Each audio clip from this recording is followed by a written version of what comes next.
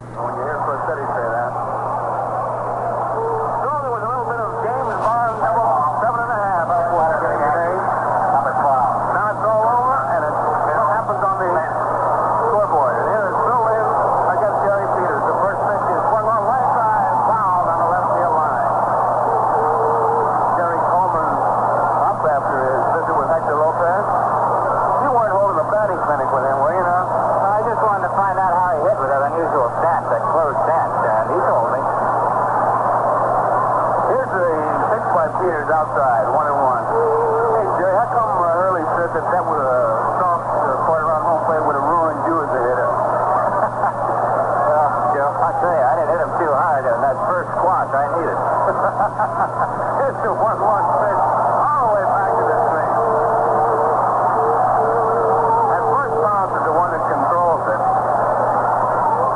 And that's good groundskeeper. I tell you, he could be a 10th man on the infield. Going back to the old Cleveland days, remember when Boudreaux and Keltner were there? He used to send a cab for the groundskeeper to make sure he got to the park. There's one inside at 3-1. Gary Peters has had a lot of problems. He's been very erratic. So far, he's been all over that plate. He's been inside, outside, he's been high. That's a 4-4 record. What happened there? Foul tip.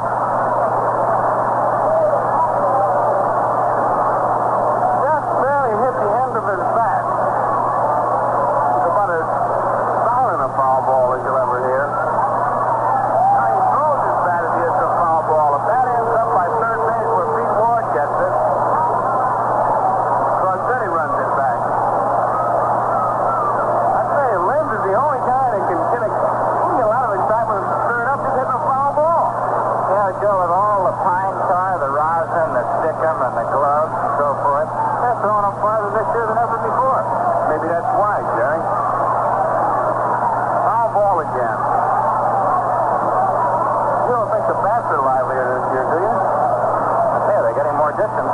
We got one that went to the edge of the outfield grass the other day. We'll have to start keeping Bill Kane to keep statistics to go out and measure how far fellas throw bats. See what the American League record is for longest bat thrown. Here's the pitch. Ball 4. And Linz is on with the base on balls and brings up Bobby Richardson. So the Yankees get a base runner to open up this ball game. And Bobby Richardson is the hitter.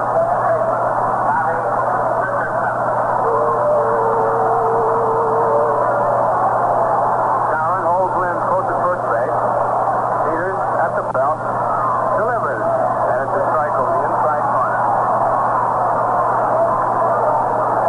Bobby with 46 base hits.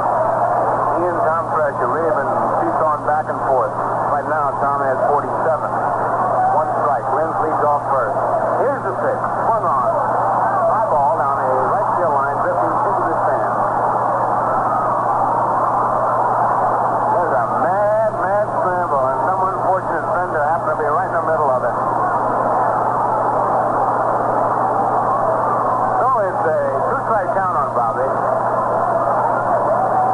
The outfield playing Richardson just a shade to pull the ball. Peters is a good sinker ball pitcher. That's his double play pitch. Lynn's the lead. Here's the pitch. Swung on. A bouncy ball. Ron Hansley short has it. Buford, one out. Over to first. Double play.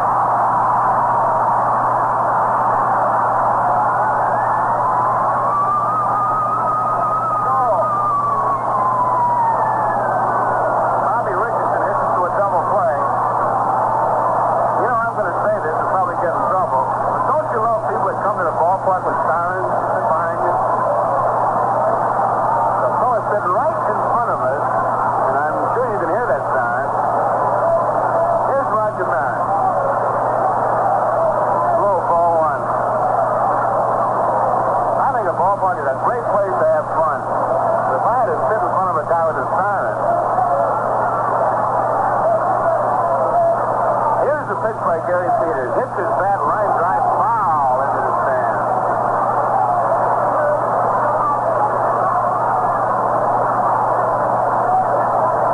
One ball, one strike.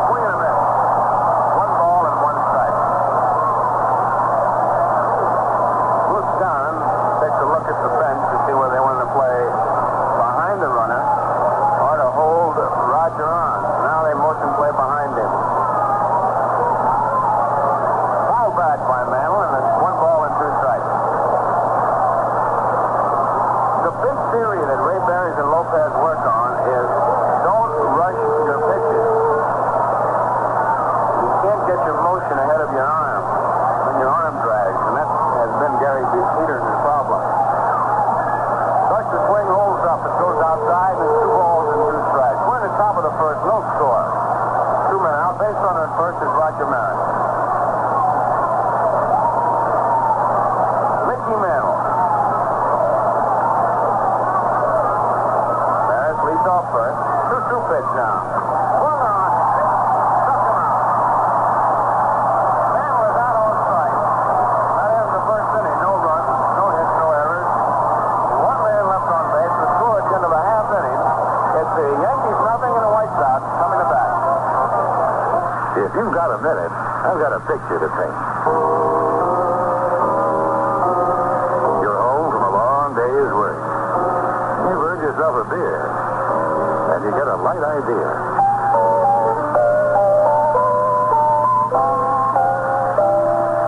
You step over to the old refrigerator, swing open the door, swing out a cold Valentine beer.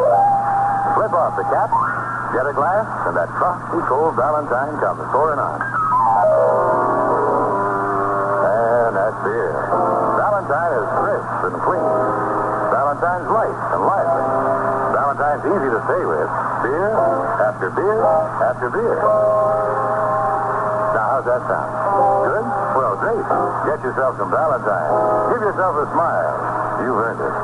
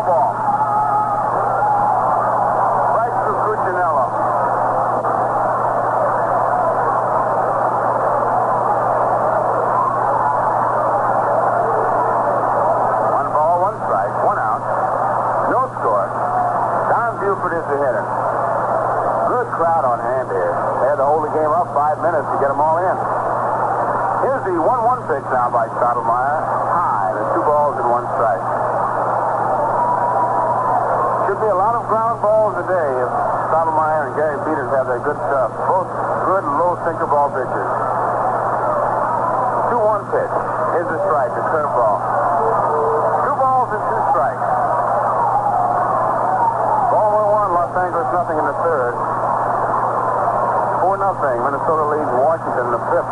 Kansas City did not score in the top of the first. Upside.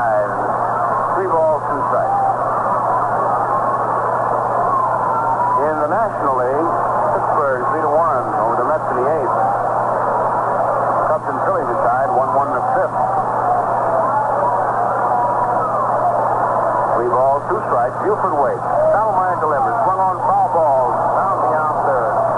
Bounces back on the field, and a spectator about falls out of the stand. Boy, he really stretched for that.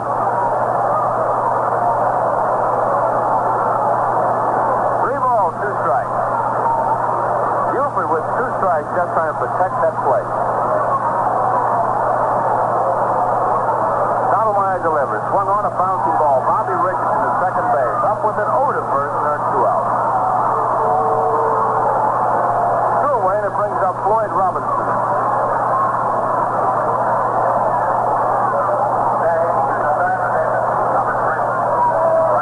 Robinson off to a slow start. He's hitting 232. Still has a 300 hitter.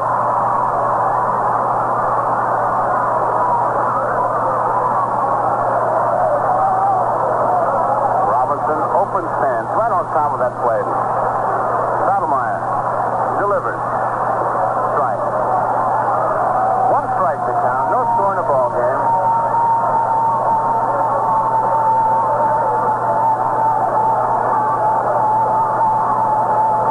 Outside. 1 ball and 1 strike.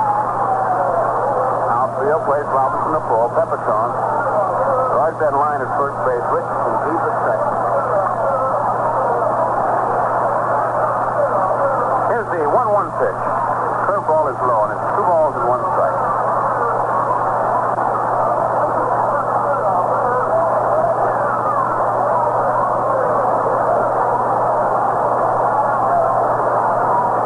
Stottlemyre set. Delivered. Swing and a miss. That's 2 balls and 2 strikes. Robinson had a good cut at that ball.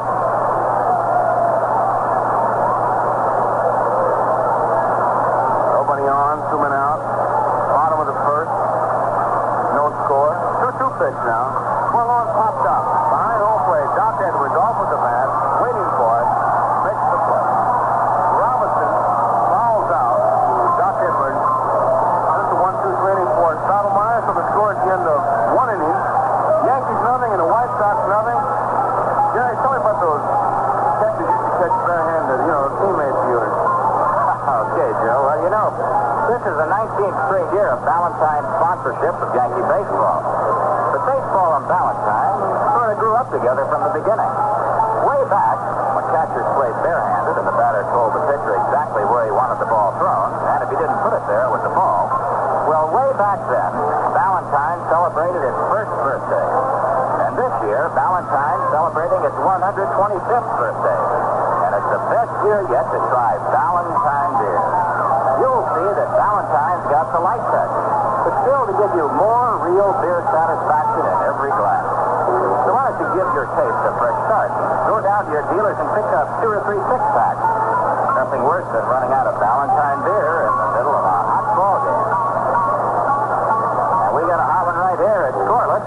Coming on now to bat for the Yankees in the top of the second is Joe Pepitone, and to tell you about it is Joe G. Jerry, before we start to talk about Pepitone, let's pause for station identification.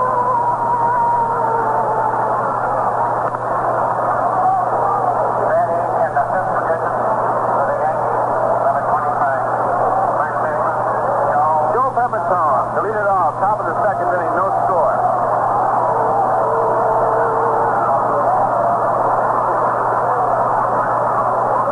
Outside, ball 1. You get right down to it. I guess the boos do sound a little bit different than when they holler moose. Wherever he goes, Joe will cause a little bit of excitement. Gary Peters delivers. It's low. It's 2 balls, no strikes. Joe Pepitone to lead it off. Yankees had a couple of base runners in the first inning. No base hits, 2 base on ball. Joe's hitting 264. Here's the 2-0 pitch. Swung on, bouncy ball. Second baseman Buford has it. Over to first, and Pepitone is out. 1 away, and it brings up Tom Fresh. Tom hitting 280. 47 base hits. He leads the club.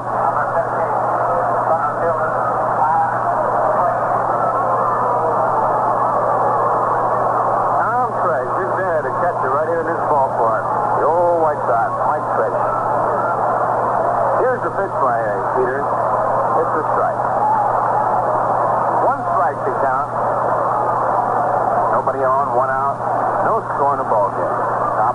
second inning. The left-hander delivers.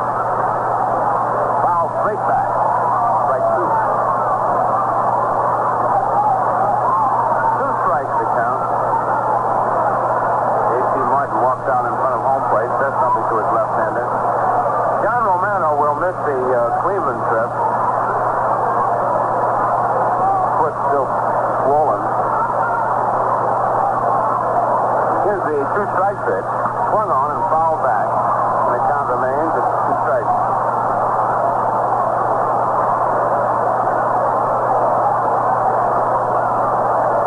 Well, the umpire doesn't have to dust off the plate in this part.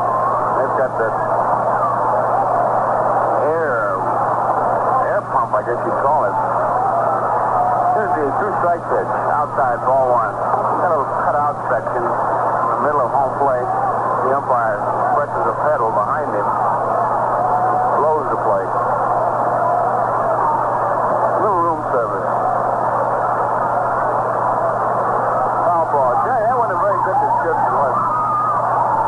I think it serves the purpose. Well, there's a little funnel that's directly in the center of the plate and a little cap that lifts up and compressed air comes flying out in all directions and sprays the plate. Very good. 1 and 2. The count. Bouncy ball right back to Gary Peters. And there are 2 outs. See, I left out the compressed air. That was the difference. Here is Cleve Boyer. No score in the ball game. Top of the second. I think I'd rather see the umpire use the broom because that's kind of a defense that he has. When he gets in an argument, he'll walk away from you and start dusting off the plate, and then you kick dirt on it, and you get the shower treatment. Here's the pitch to Cleve Boyer. Outside. Ball one. I bet there have been more ball players kicked out for that than anything. The umpire will get that off the plate nice and clean, and he'll kick dirt on it, and boy, as soon as that first speck hits, you're gone. Outside again. 2 balls and no strikes. Nobody on, 2 men out, no score. We are in the top of the second inning.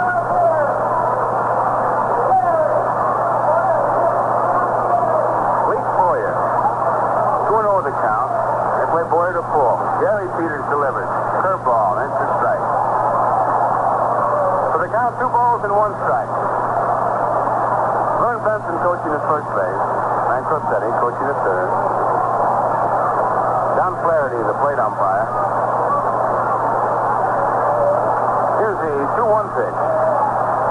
Low, and it's ball 3. 3 balls, 1 strike. Lou DeMuro is the umpire at first base. Mike Humon at second base. And Ed Hurley is the umpire at third base. Quite a man. 3 balls, 1 strike. Boyer swings and misses. And it's 3 balls and 2 strikes. He had a good cut at that one. He did not get cheated. He just swung and missed. Swing like that, though, you really have to. Here's the 3-2 pitch. Foul ball down the right side, out of play. On the roof.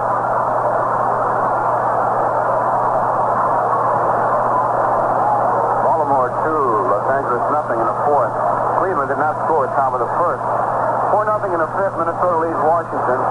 Boston leads Kansas City 1-0 in the 2nd. Well, hit ball, full foul, out of play. He's going to get around a low inside pitch. Cubs and the Phillies are tied 1-1 the 6th.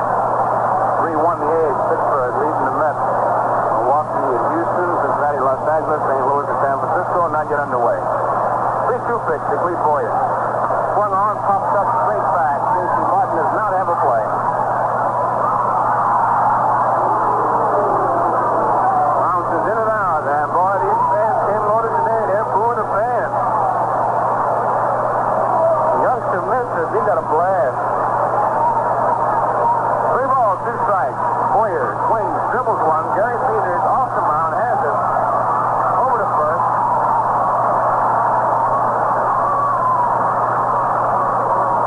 And it's 1-2-3.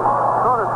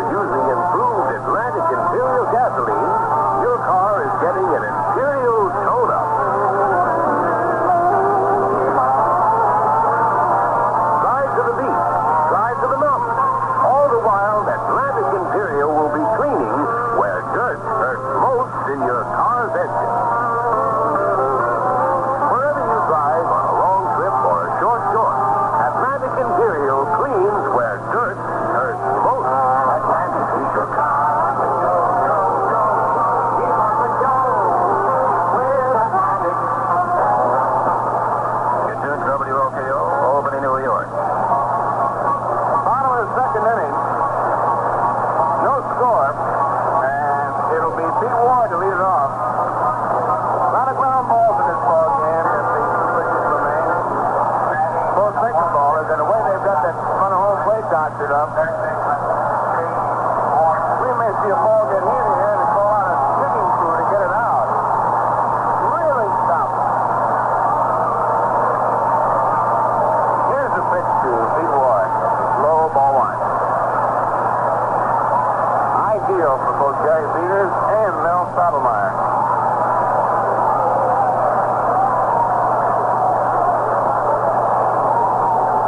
Ward hits a bouncy ball. Boyer can't get it. Lin's in a hole. Bobbles it up into the throw is off.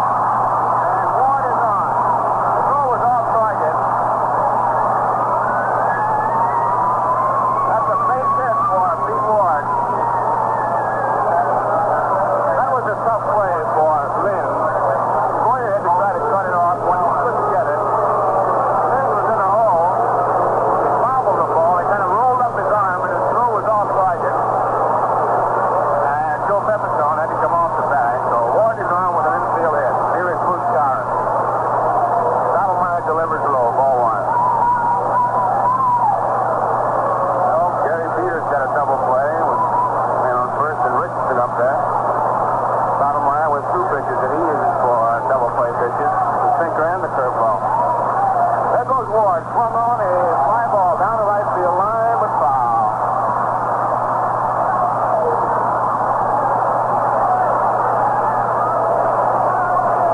They had a hit and run play on. 1 ball and 1 strike is the count on Skowron.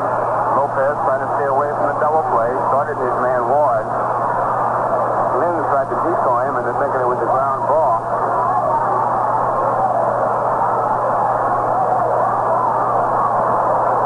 1 ball, 1 strike.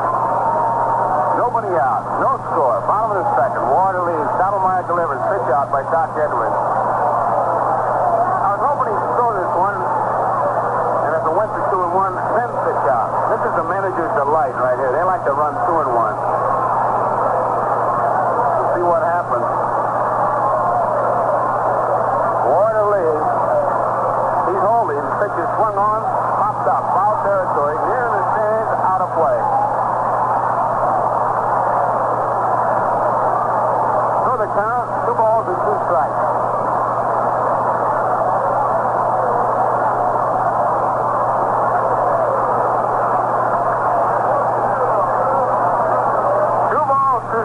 Pete Ward is on at first base.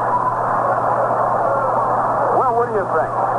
If he's going to run him at 3-2, he might as well run him 2-2. Let's see what happens. He ran him 1-1. Ward, not a good base runner. He's holding. Stottlemyre throws over there. He's holding very close to that bag. Down there, 2 balls, 2 strikes. Ward holding. Swung on and missed, and Doc Edwards was ready to go. Well, in that time, we might have had a double play. Doc Edwards was cocked and ready to fire right now on the strikeout.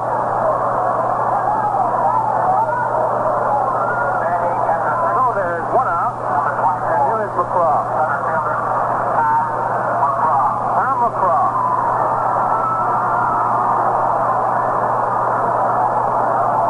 McCraw's a left-handed batter.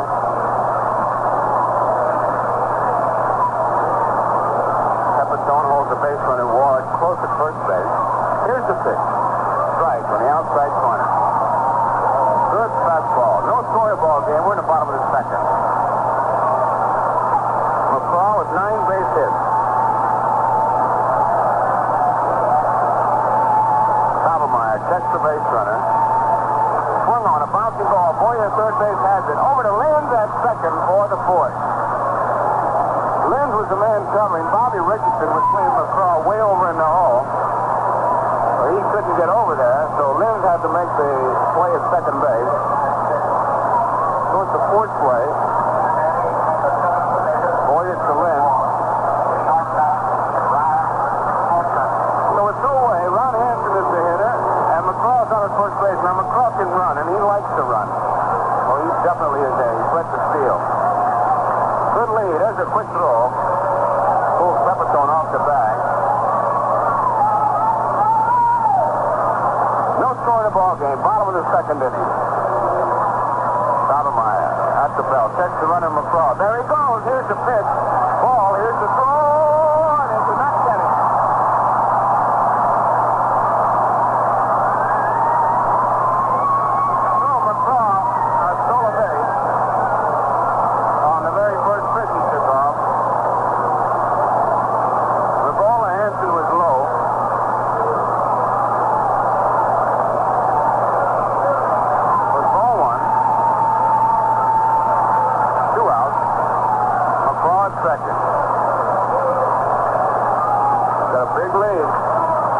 the pitch.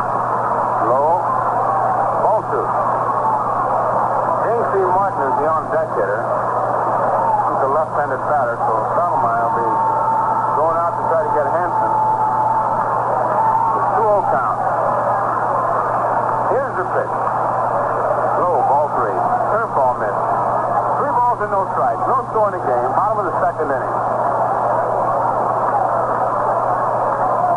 McCraw on his second base. He hit little force play and stole second. 3 balls, no strikes.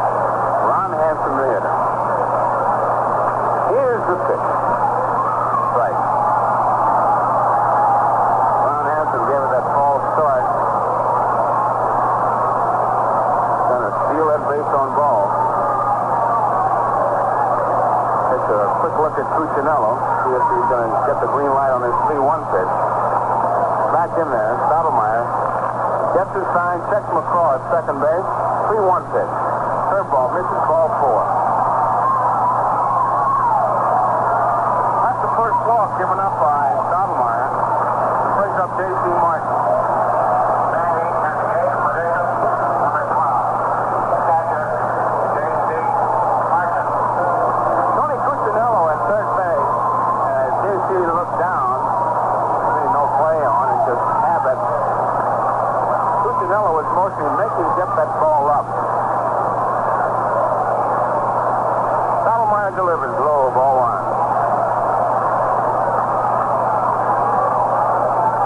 1 ball, no strike.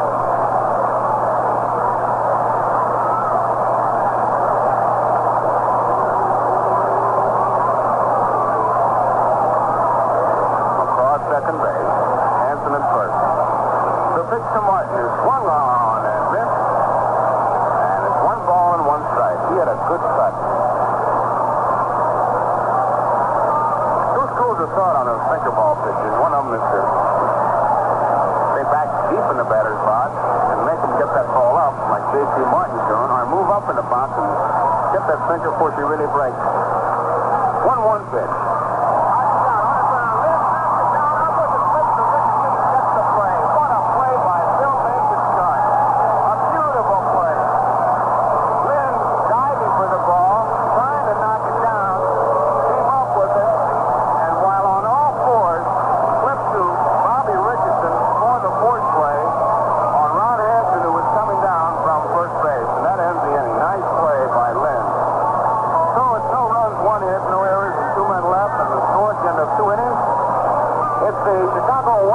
Nothing, and the New York Yankees, nothing. A whole lot.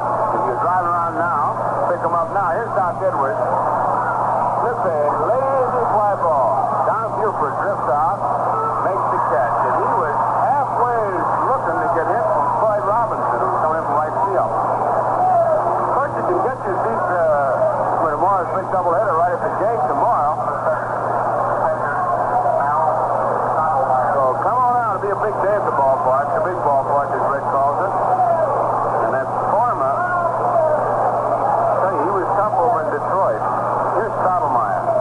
Swings a hot shot, base hit, left field. Stottlemyre gets the first Yankee base hit, a short single to left. McLean, a hard throwing right-hander. Boy, those Detroit Tigers, they really been getting some great pitching, Jerry.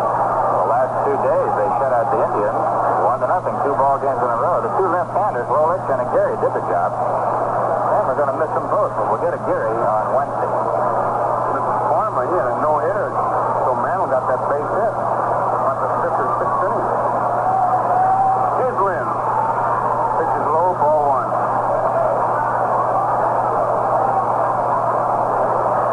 He was in the 5th inning.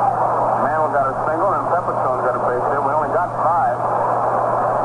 Roger Maris hit a home run the 9th, which ruined the Farmer's shutout. Foul tip. That got J.C. Martin. He's just staying down there.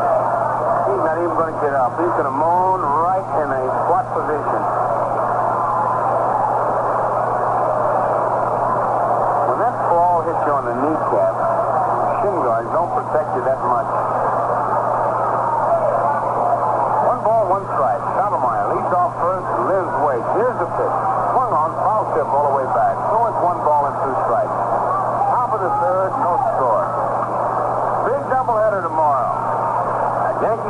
Detroit and the Yankees. Blanco. Oh, yeah, he's worth the price of admission to watch him. This youngster's got a good live arm. Here's a foul ball into the stand. I wonder how they'll pair up. It'll be Blanco against McLean. He's a youngster. With Ford and Sparma over there. Why he left after the first inning. Here's a foul ball. First, the weather is a big factor. Whitey's going to end up being a barometric pressure pitcher. Have to check the weather and then check his arm in that order. 1-2 pitch to Lynn. Swung on a fly ball right field. Floyd Robinson flips the glasses, shades his eyes, makes the catch.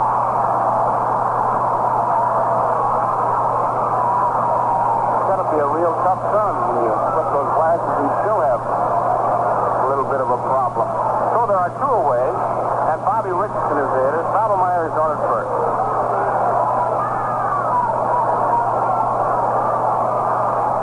Down behind the runner. Peters delivers outside. Ball one. One ball, no strike. Detroit leading Cleveland 2-0 in the third today. Minnesota leads Washington 4-0 in the seventh. Outside. Ball two. Baltimore leads Los Angeles 2-0 in the fifth. Kansas City 2, Boston 1 in the third. Milwaukee, Houston just getting started about now. Pittsburgh 6, Mets 1 tonight. Cubs and Phillies are tied. No. Make it the Cubs 4 now, and the Phillies 1 in the sixth. Here's the ball, popped up. Foul territory, drifting out of play. Cubs and the Giants pulled off a big trade. A lot of talk about it here in Chicago on the bench. Harvey Keene, Ed Bailey, Bob Henley going to the Chicago Cubs for Bertel and Gabrielson. 2 balls and 1 strike to the pitch. Is a strike. The inside corner, Richardson backed away, but it's not the inside corner, so it's 2 strikes now on Bobby. And 2 balls. Stottlemyre leads off first. 2-2 pitch by Gary Peters. Swung on. Struck him out. Second strike out of the ball game for Gary Peters. That ends the top of the third. No runs. There was 1 hit. No errors. 1 man left on base. The score is into 2.5 innings. It's the Yankees nothing and the White Sox nothing. Bottom half of the third inning, Gary Peters is the hitter. And so is a good hitter. Al Lopez used him as a pinch hitter. In fact, Al was talking about it before the game. Here's the pitch by Stottlemyre. Swung on and dribbled one right back to Stottlemyre, 1 out. So the first time he used him as a pinch hitter, he sent up Dave Nicholson as the pinch hitter, and they switched pitchers. So he switched hitters, and Gary Peters was his choice and got the base hit. Horton of Detroit hit a home run to second with 1 on. Detroit leads 2-0 McDowell against Regan, and that's number 10 for Horton, which ties in with Jim Gentile for the American League lead. I'm going to tell you something, boys. You get out that ballpark tomorrow, and you see Mr. Horton get up there, you're going to see a fellow knows what's through with that bat. Here's a foul ball. He really swings it. He doesn't wait for anything. Horton, K-line, McAuliffe, Work, Freehand, and McLean and Sparma. Big doubleheader. Look at this. Strike 2. So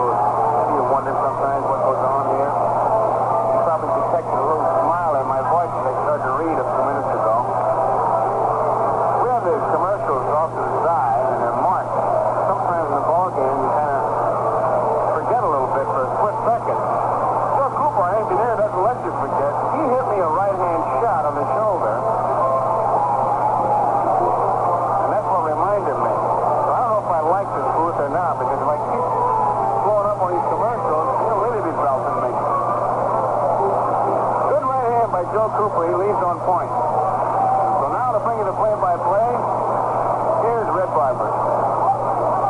Okay, Joe, we move along now in the fourth inning. Here is Mary. No score ball game.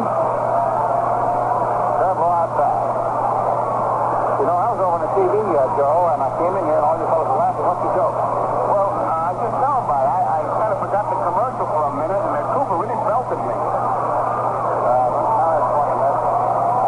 You kind of forgot the commercial? Well, you know how you give the score, I kind of lean back. No, I just, you know, this is your first deal here. Don't do it again. You forget the commercial? Man, I realize that they're important, and that's why I've changed jobs a few times. Well, Joe, there's a ball here on the right to your right to the right. The thing about the commercials, Joe, there are a few superstitious people around. You know, like you to read them? Somehow they feel better about it. Yeah, but I saw you have a major league first in Washington when you had the vice president up there. Well, the next time you have the vice president, you forget a commercial, too. Now, one out. Top of the fourth, bad Matto. Swinging right, pounded on the roof of the first base stand. Strike one. Well, the sun is shining in Chicago, and we've got a very fine, happy crowd out here. Ball game rolling along. Number 7 is up there, left-hander Gary Peters. Delivers, and Mickey swings, and it's a high drive, deep out the center. It's going high, and this is the ball down. Home run for Mickey.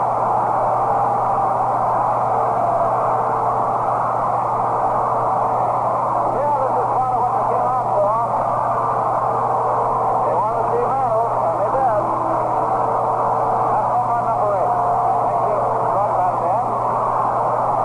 And for Mickey, this is his first home run since the 15th.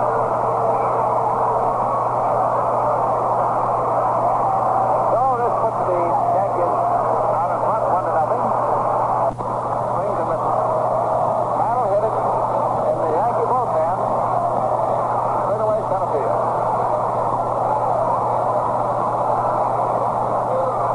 Gary Peters won 20 last year, 4-4 this year.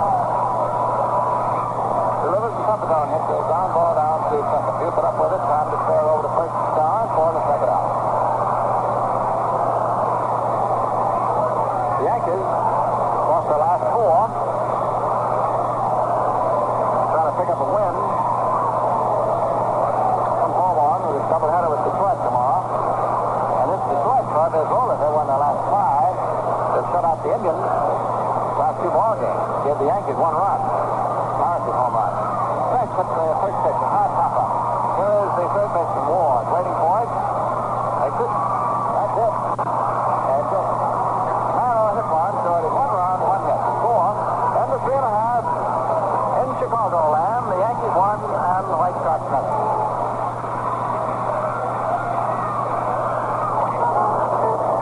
Last of the fourth inning.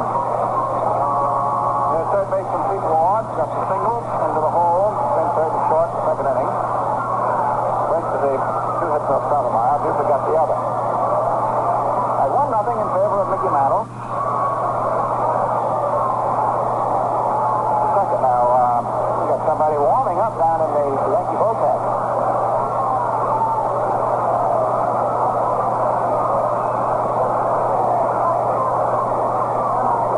The umpires have held time, and they have asked repeatedly over the PA for people sitting on the front box seats to remove their clothing from the rail.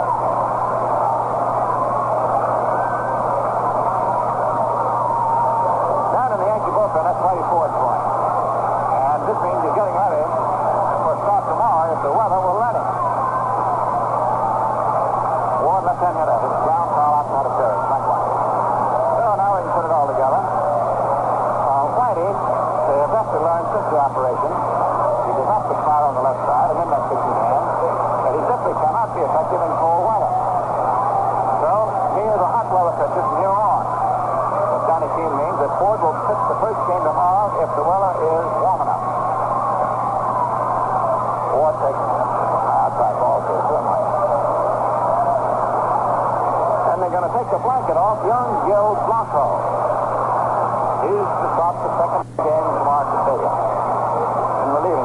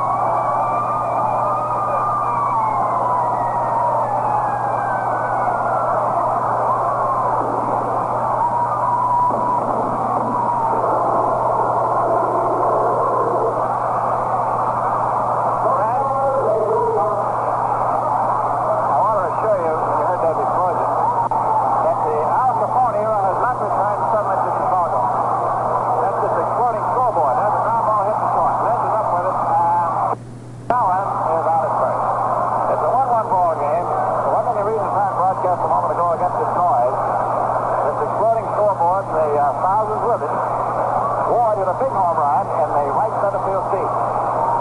That's his fourth. We get now for him, so it's now a 1-1 tie between Mantle and Ward.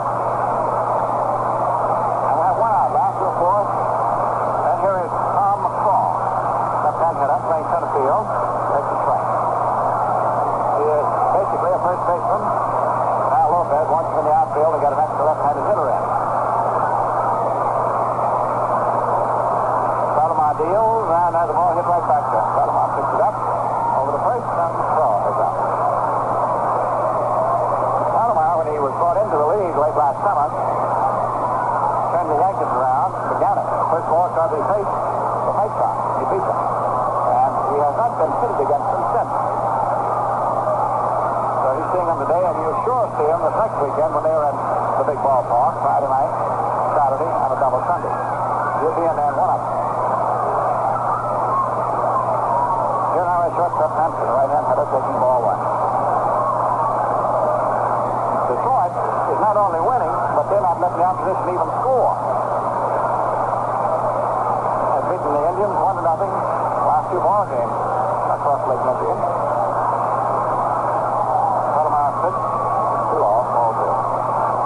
And for the Tigers tomorrow at the stadium, and the doubleheader gets off at 1 o'clock, it'll be Farmer, who I mean not only beat the Yankees, but bruised them. Beat them 4-1 in Detroit. But one run was the 2-out home run in the ninth for Maris. He's going to pitch one of them. McLean will pitch the other probably.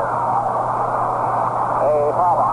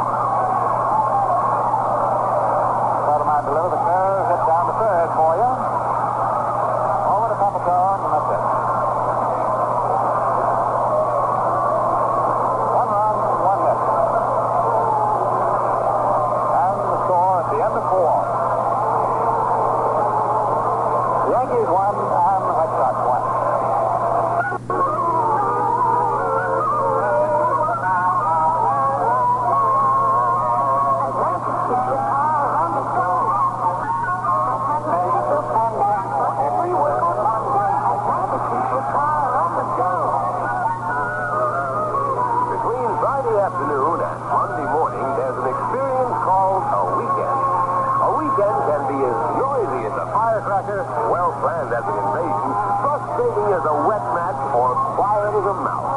But all weekends have one thing in common: the magic quality of making people want to be together. Your car provides a big part of that magic, and with a tank full of improved Atlantic Imperial gasoline, your weekend takes on added magic.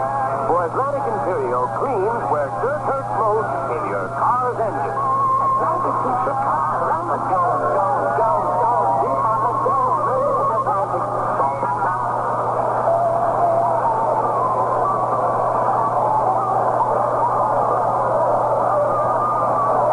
From Chicago, upon the station identification. Your attention, please. You are tuned to Yankee Baseball over WOKO Radio, Albany, New York. Thank you. Here we go on inning 5. It'll be Boyer, Edwards, and Stottlemyre.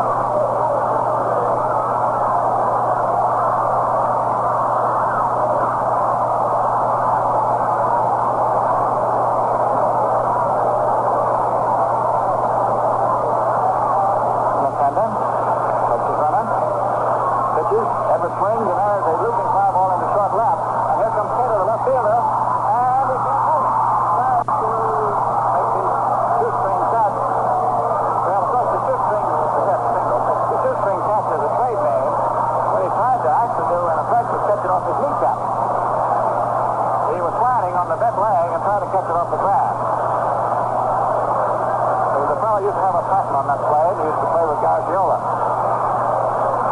fellow by the name of Enos Slaughter. You know, he could do it as well as anyone. He's the best I ever saw it there, Rich. It's a perfect slide. He can always come up with that ball. Well, Cater didn't, so the Yankees had first and second. Here's Stottlemyre and bunt. And the bunt is a good one. Has to go to first. He moves him over, and they just threw him out. Mr. Peters came over to the line, and they just threw him out because Stottlemyre can run. Still, Stottlemyre has to move him over and does on the second right. The pitcher to the second baseman cover. So Edwards just got that looping single into left is the second. Warrior, who opened the line drive to left, is third. Now, 1-1 ball game, and this is serious business. You on a ball club was down in 8th place, and you've lost the last 4. You think it's pretty serious, too. Got them all on second and third, 1 down, and here's Lynn, who has saved 1 run at least this afternoon with a beautiful play at short in the second inning. Right end hitter. It's low inside. Ball 1. Right shot from the infield, about halfway up.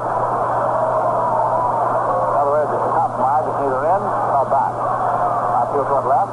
Then swings and grounds it foul. And Cressetti, the third base coacher. 1-1.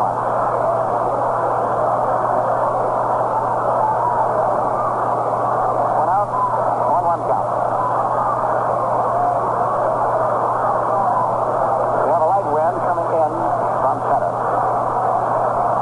Lynn cuts the third. Strike 2. Peters has a stop in his pitching motion. You get the impression that he, with his arm and his body, that he slingshots the ball. Comes up on top, hesitates, and then stops it. There's a ground foul back to third. Now holding one and third. Richardson on deck. 1-1 ball game. Boy, this next week has got to be something, isn't it? 1-2 pitch. On a ground ball, out of third, into left field, base hit. 1 run is there. Edwards is held at third base. He couldn't start until the ball went through. So it is now a 2-1 ball game in favor of New York. Edwards, the runner at second, had the hold. The ball was get ahead of him. And one of the Cardinal sins, if you are running at second base with less than 2 outs, is to run off and get yourself picked off. So he had to wait, and he could only come over to third. Boy, of course, is in. He's on the bench for the second run. Lynn's got it in. So Lynn's has driven in 1 and saved 1. Runners at first and third. Infield is in double play position on the battery. Richardson backing out to look at Cressetti. Bobby is 0 for 2.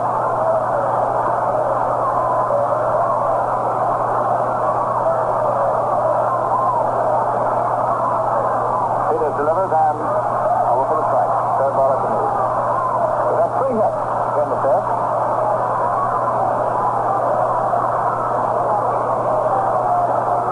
The Yankees for the second time today ahead by 1, and they hope to better that. Peters pitches, a pitch out, but nobody was running. 1-1. This is the second time, as I recall, that the Sox have pitched out today and found nobody running, which is an indication, I would say, that they just figured they might run. They haven't picked up anything. 1-1 pitch. Low inside. Ball 2.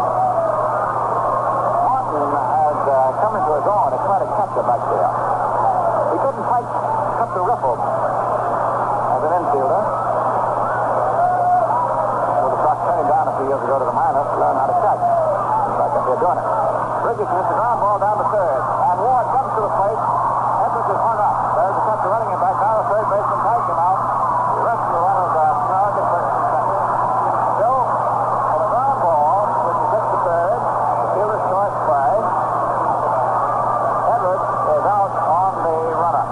The third baseman to the catcher.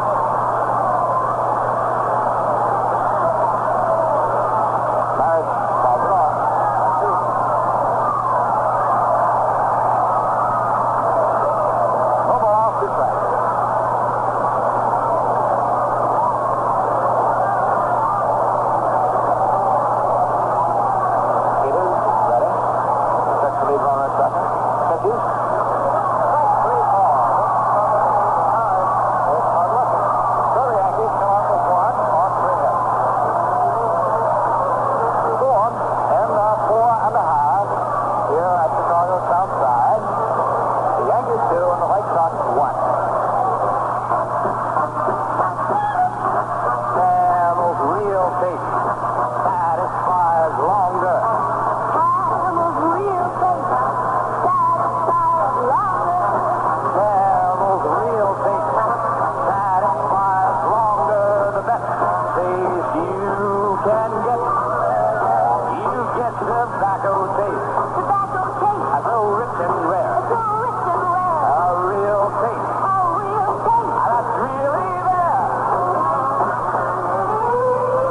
Ain't no bad, no fancy stuff. Real flavor with every puff. Tobacco taste so rich and rare. A real taste that's really there. The best tobacco makes the best smoke. They get the Camel and try real smoke. Ah, the Camel cigarette.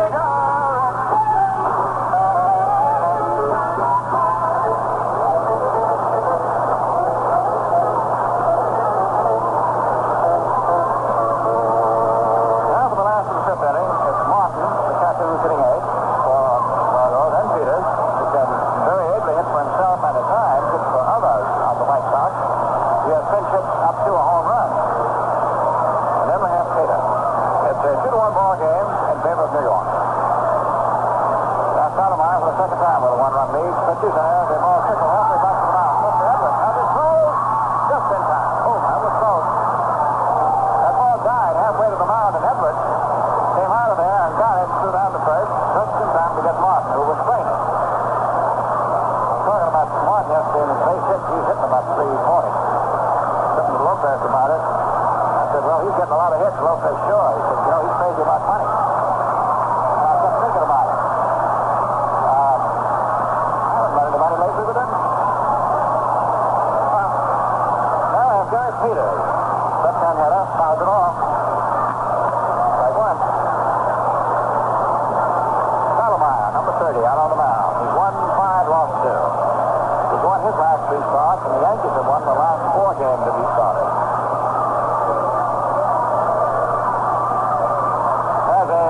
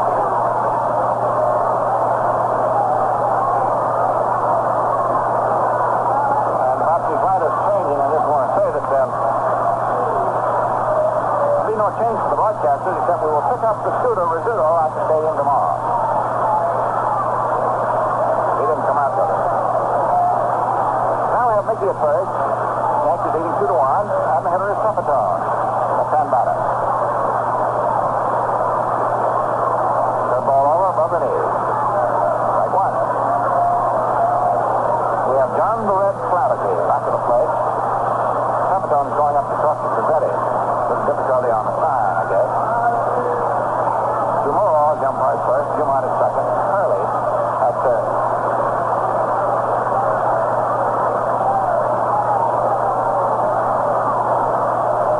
Nobody out, top of the sixth.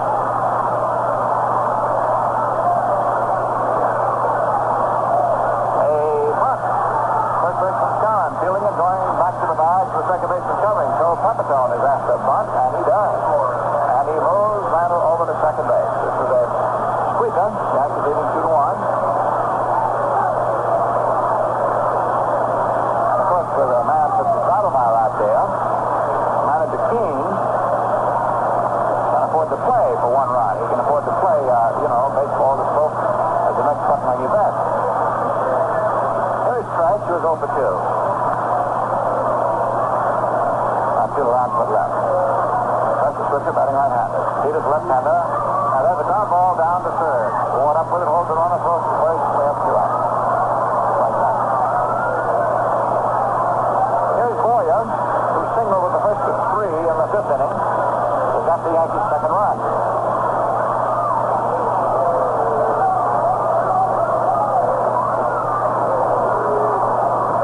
Matter homered in the 4th. In the 5th, Boyer singled. Singles. Stottlemyre bunted them over, and Lynn came up with the single for the money and run 2. Now back.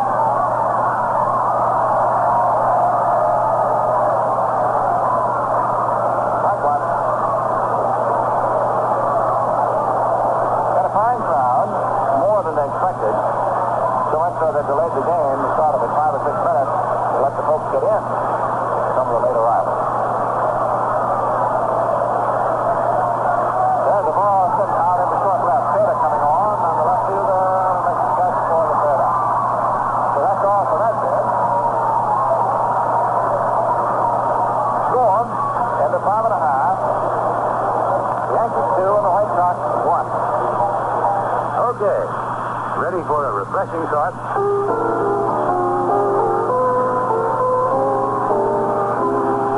About a crisp, clean, lively Valentine beer. Now, my friend, you've got the right idea. Valentine's the beer that brings on the smile. The beer that satisfies without filling. And that crisp, clean taste is so easy to stay with. Beer after beer after beer. Okay, now you've got the idea. So now you walk right up. Wrap your hand around a Valentine for real.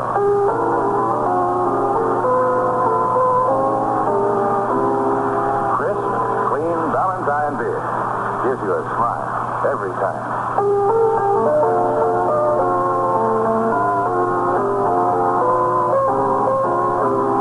America's finest since 1840.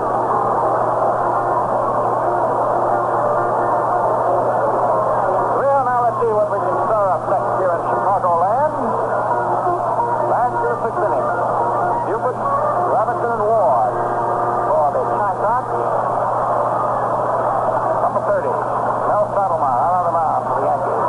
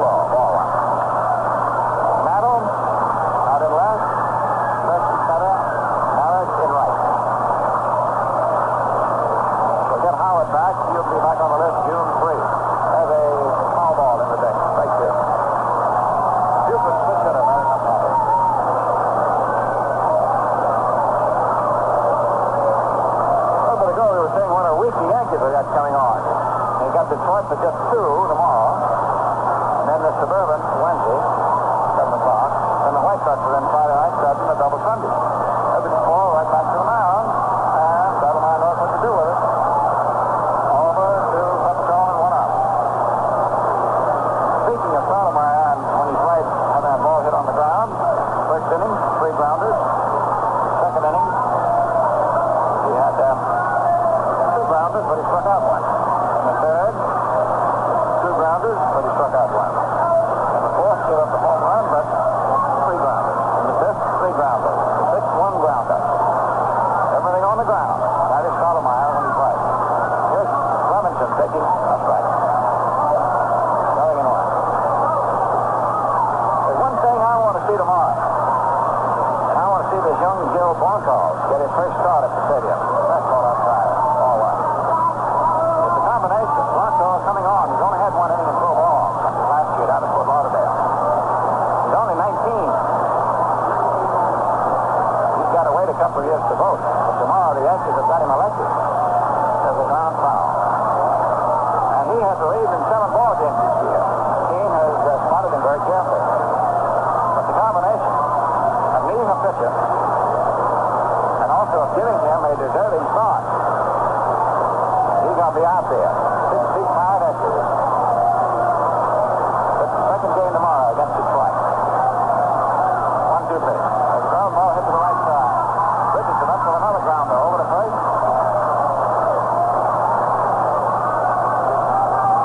Still, hasn't been a fly ball put out yet. Gets Stottlemyre, and here is Ward, who has a single and a home run.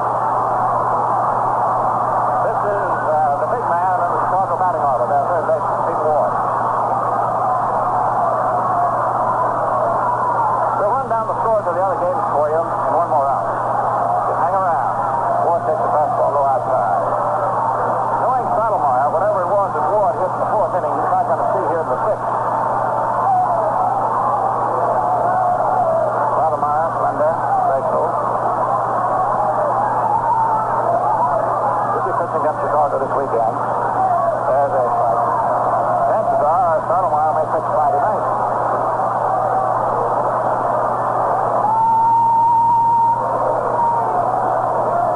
24 pitches the first game tomorrow, if it is hot enough. The weather.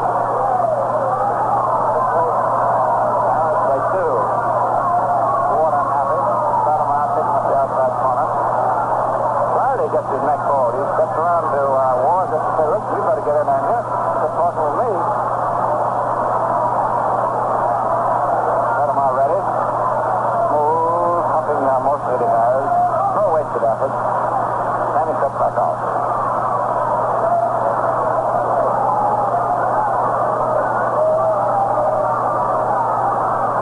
Right-handed delivers. As the ground ball is hit the slot. Lins up with it. Over to first. Now a ground ball. Still nothing across. And at the end of the inning, score the Yankees 2, White Sox 1. And the next portion of this ball game, friends, will be brought to you by the R.J. Reynolds Tobacco Company, makers of Camel, Lint, and Salem cigarettes. Before the scores, a pause to station identification. Your attention, please. You are listening to Yankee Baseball over WOKO 1460, Albany, New York. Thank you. The Angels at Baltimore at the end of 6 innings. Baltimore 3 and Los Angeles 2. Well, Cleveland didn't get a run at Detroit for 2 ball games, and they didn't get any runs for 3 innings today, but they're suddenly tuned in with 4 in the 4th and 3 in the 5th. Alameda hitting a home run in the 5th with 2 on. So in the last of the 5th inning, it is Cleveland 7 and Detroit 2. The Detroit run, a home run by Willie Horton in the second with 1 on. That's his 10th home run. And if you've got nothing else to do tomorrow, you can get all of your money's worth just by coming out to see Horton. Yes, he can do it. Minnesota at Washington in the last half of the 9th inning. The Twins 6 and Washington nothing. Pasquale pitching this and going for the shutout. The Tails and Killebrew have been home. At the end of 5 innings, it is Kansas City 2 and Boston 1. And here we go into the 7th inning. Jerry Coleman. Thank you, Mr. Barber. Here is Gary Peters pitching to Doc Edwards. The ball is straight up in the air behind the plate, drifting behind it, and getting it is J.C. Martin. Mr. Barber, did you finish all of the scores? Gary, would you mind taking care of the National League? Sure will. In the first game of the doubleheader, Pittsburgh beat the Mets 9-1. Milwaukee leads Houston 1-0 after 1.5. Cincinnati at Los Angeles. St. Louis at San Francisco, a later start. And Chicago leads the Phillies 4-1, with the Phillies batting in the bottom of the 9th, thanks to the homer in that game for the Cubs. Stottlemyre takes high and outside from Gary Peters. Ball one. 2-1 ball game. Yankees leading. Top of the 7th inning. Peters again to Stottlemyre. Is in there this time for a strike. 1-1.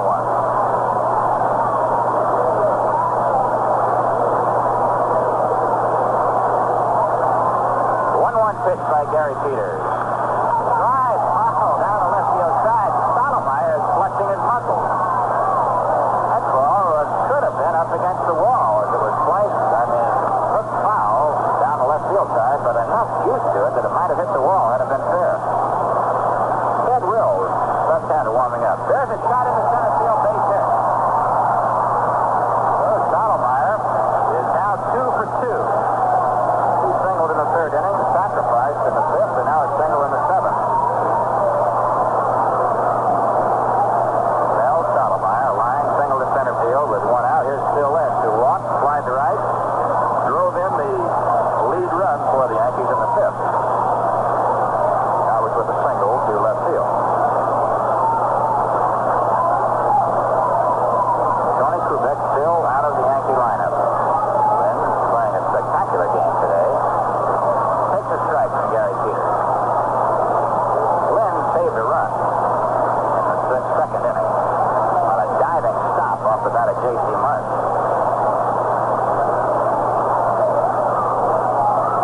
Now Peters sets. Lynn fouls this one back. No ball, 2 strikes. Now Wilhelm along with Ted Wills. Wayne Wilhelm and Ted Wills warming up in a White Sox bullpen. 2-1 ball game. Yankees leading. Top of the 7th inning. Don't forget, the Yankees will be at the stadium tomorrow for the big doubleheader against the Tigers, Memorial Day. Lynn to drive to left. This ball is way back there. Cater to the barrier. Takes it one-handed. A nice catch. Stottlemyre all the way to second. Races for first and has to slide to get back. Well, Lynn won't hit him any farther than that. That drove Cater, the left fielder, right back to the wall. He one-handed it as he rushed against the wall. And then the relay back almost got Stottlemyre, who was down to second base. Oh, a fine defensive play by Danny Cater. There's 2 down, and now here's Bobby Richardson. Richardson is 0 for 3 thus far. There's a ground ball to short. Hanson takes it, flips to second, and the side is retired. That play going, 6-4. So for the Yankees, the top of the 7th, no runs, 1 hit, 1 left, and the score after 6.5. Yankees 2, the White Sox 1. Next time you buy cigarettes, Try something different for a change. Yankee Salem, Yankee Salem. You enjoy that spring down taste. Yankee Salem, Yankee Salem. For a taste that brings out fresh. for a filter cigarette with rich tobacco taste that's really different, turn to Salem. Salem refreshes your taste with a pleasing menthol flavor that's smooth and soft. Try Salem, America's largest selling menthol cigarette. Yankee Salem, Yankee Salem. You enjoy that spring down taste. Yankee Salem, Yankee Salem. For a taste that brings out fresh. Smoke Salem's filter cigarette.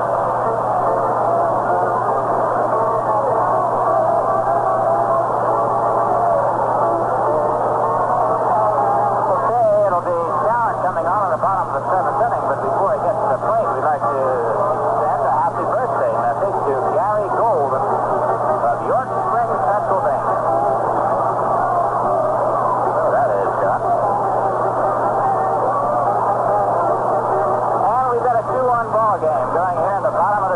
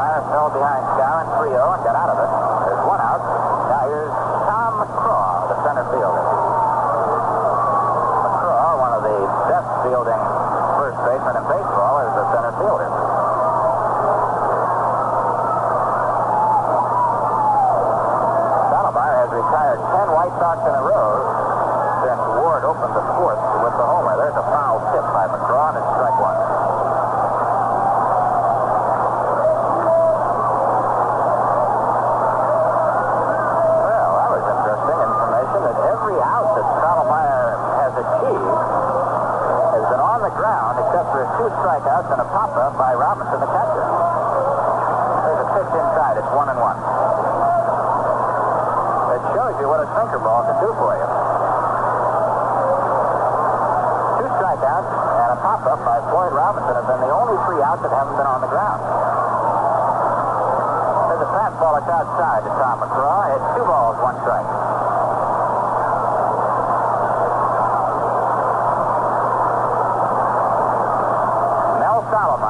Into the windup. Here it comes, the grounder right back to him. It's 11 in a row. And another one on the ground. Play going from 1 to 3. Let's see how many putouts Joe Pepitone has. 1, 2 in the first inning. 3, 4, 5, 6, 7, 8, 9, 10, 11, 12, 13, 14, 15 putouts. And you know that 11 of those have been in a row. That's fantastic.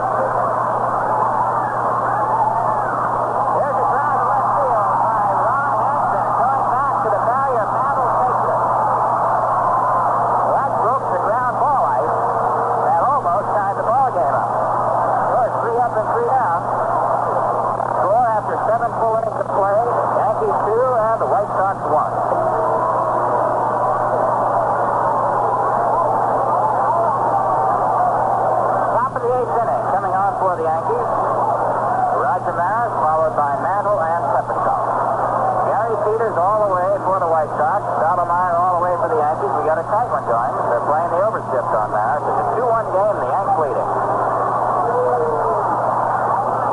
Strike right in there. Breaking pitch. This is a big ball game for the Yankees. They can't afford right now to lose too many more.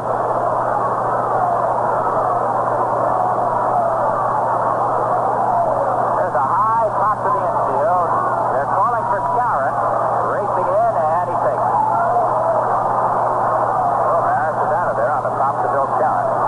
We mentioned that Pepitone had made 15 outs thus far in the ballgame. The record is 22 by a fellow by the name of Jones and another guy who is quite a fielding first baseman, Hal Chase, and a converted shortstop, Ernie Banks. He's the latest. He did it in 63. Here's Mantle. Brushed off the plate, around the knees, gets out of the way in time. It's ball 1.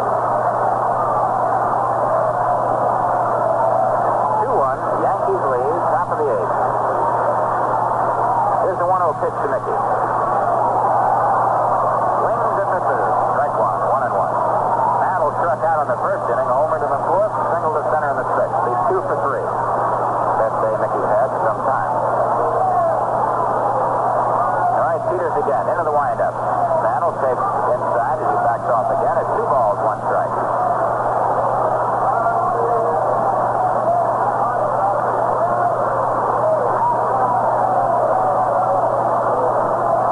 Very deep for Mickey as Peters goes into the windup. Here's a 2-1 delivery, and it's called strike 2. Mantle did swing. Looked like a half swing, but the plate umpire, John Flaherty, said it got the corner. So it's 2 balls, 2 strikes with 1 out, nobody on. 8th inning, the Yankees batting. Peters ready again, the left-hander. The pitch. There's a drive into shallow left field. Coming on fast, Danny Cater. Plenty of time, gets under it, takes it. 2 up and 2 down for New York in the 8th, and here's Pepitone. Pepitone bounced to second twice and sacrificed in the 6th inning.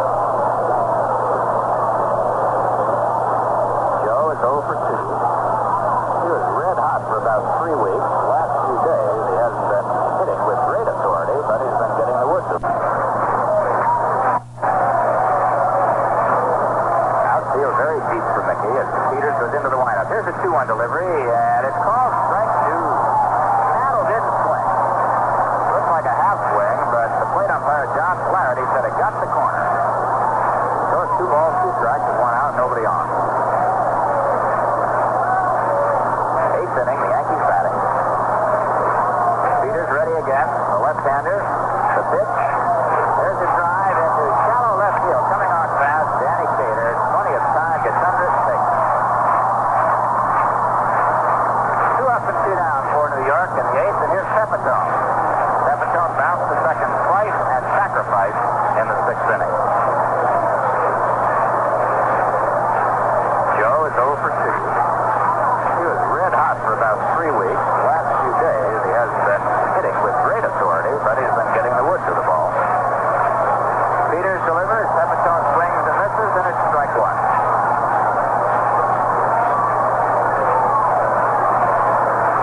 Minnesota beat the Senators 6-0. That's the final. Only other final we have.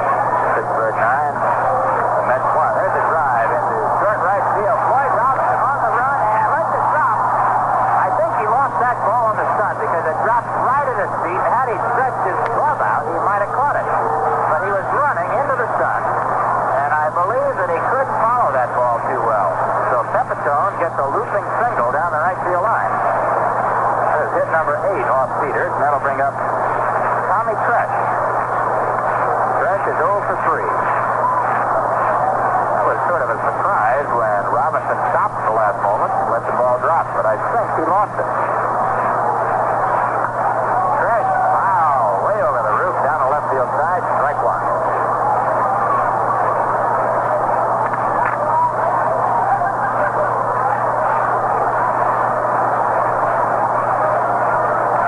Yankees leading.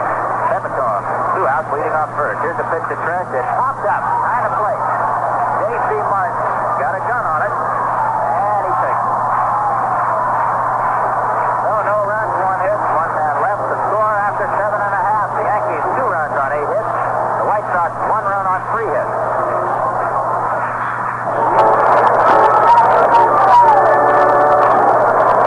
Last half of the 8th inning. Coming to the plate for the White Sox, the catcher, J.C. Martin. And making his first appearance in this series in the on-deck circle, Smokey Burgess. Good back to the pitcher. There's a 1-hopper back to Stottlemyre. Martin's out of there, 1 down. 1 pitch, 1 out. That is number 16 for Pepitone. Pepitone couldn't tie the record, even if he got the next 5 putouts. Here's Smokey Burgess coming on. Long-time National League figure with a big bat. Cincinnati, the Pirates, been around a while. He can hit that baseball. Batting at .250, he's 4 for 16. 1 home run, 6 RBIs in pinch hitting roles. Left-hand batter. And if someone were to say that Burgess was portly, I think they did it right on the head. First pitch by Stottlemyre to Smokey. Outside, it's ball 1. I asked Burgess if he was going to catch any this year, and he said, I'd like to, but I can't, because once I catch, I can't stand up for a week. There's a ground ball. Over the back. Burgess is going to get 2.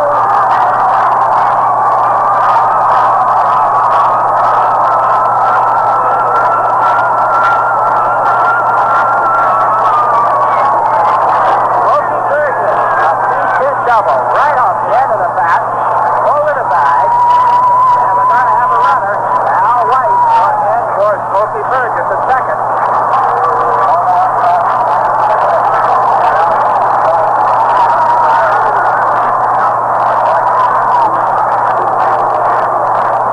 Yankees lead 2-1. We're in the last of the 8th inning. That was the 100th pinch hit for Smokey Burgess in his major league career. And now Mosquito is going into center field as a defensive maneuver. Mantle will come out of the ball game as Tresh moves from center to left. Johnny Keane desperately trying to hang on to this lead, loading his defensive outfield in there.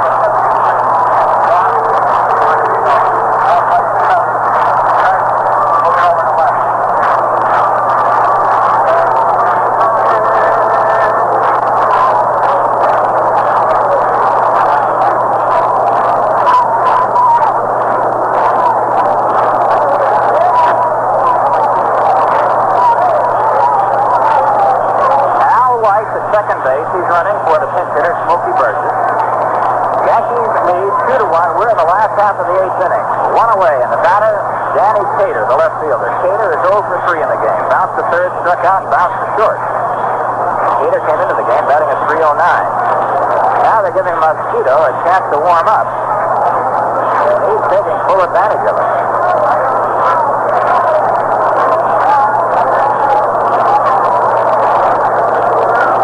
Blake Wilhelm throwing in the White Sox bullpen, so he'll be the guy. Now Tresh is moved to left, Mosquito in center, Mantle out of the ballgame.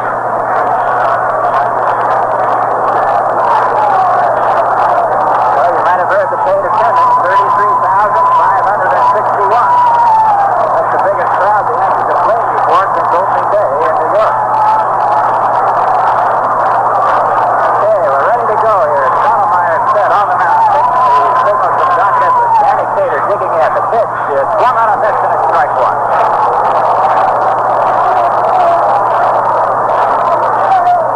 Well, we got one of those pulsators going. We said it before, and we'll say it again. It's a big one for the Yankees. There's Stottlemyre. He's set. Sets the runner. The pitch to Cater. Hits to center field. Big hit. It's up. He's down going in the first and now right. Down to second base. Goes Danny Cater. And it's a 2-2 ball game.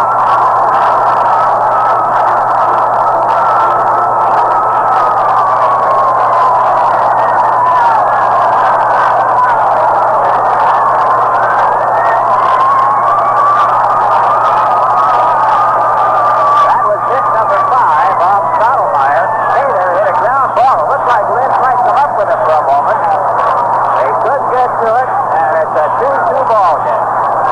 Now here's the second baseman, John Buford, who's 1 for 3.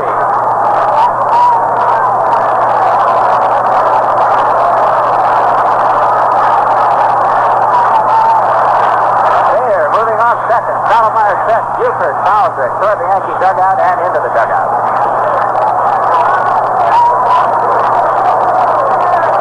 Last of the 8th inning. Yanks 2, White Sox 2. One away. Second baseman Buford at the plate. Left-hand batter at second base, Danny Cater. Big RBI by Cater. Here's Buford, a hopper. Back to Stottlemyre. They get Cater hung up. To Lynn. To Boyer. Chasing him back. Boyer all the way and makes the tag. That play going from 1 to 6 to 5. Buford holding at first base.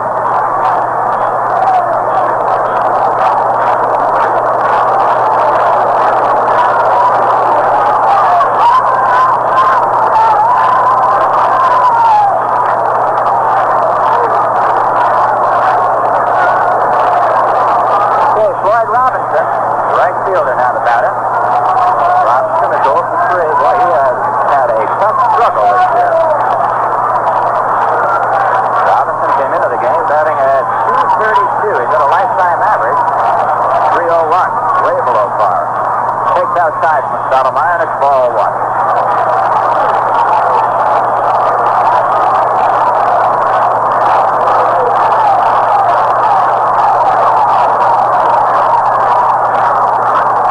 Tell you one thing, this White Sox crowd, they're on the move. Go, go, go. You can hear it.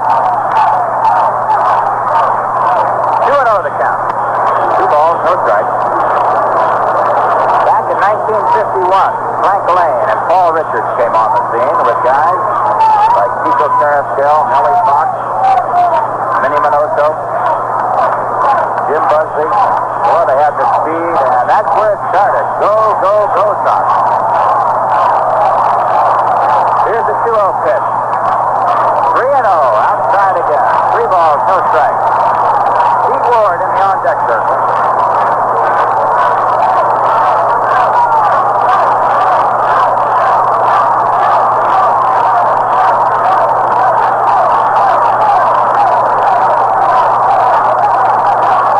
Okay, the runner leads off first. Robinson takes low. It's ball 4.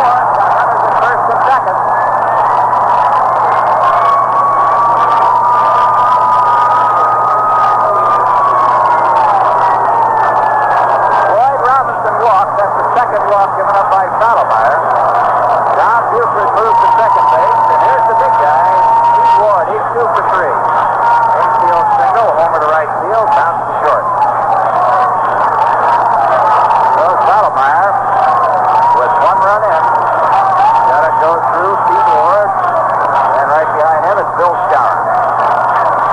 Stottlemyre sets, delivers. Ward takes low. It's ball one.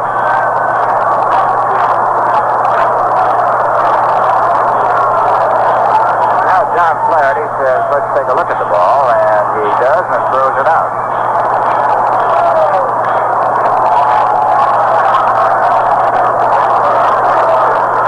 Of course, that was at the suggestion of Pete Ward. The umpire won't take any action on his own unless the batter calls for it. Well, the Yankee bullpen goes to work. Here's a pitch to Ward, fouled at the plate, 1-1. Pete Nicholson starts to throw for the Yankees. Stottlemyre had a three-hitter, leading 2-1 as this inning opened. With one out, Burgess hit a pinch hit double off the end of the bat down the left field line. And Danny Cater scored Al Rice with a single up the middle on the ground. Buford at second base. Robinson at first. The 1-1 pitch to Ward is outside. It's 2-1. 2 balls and a strike.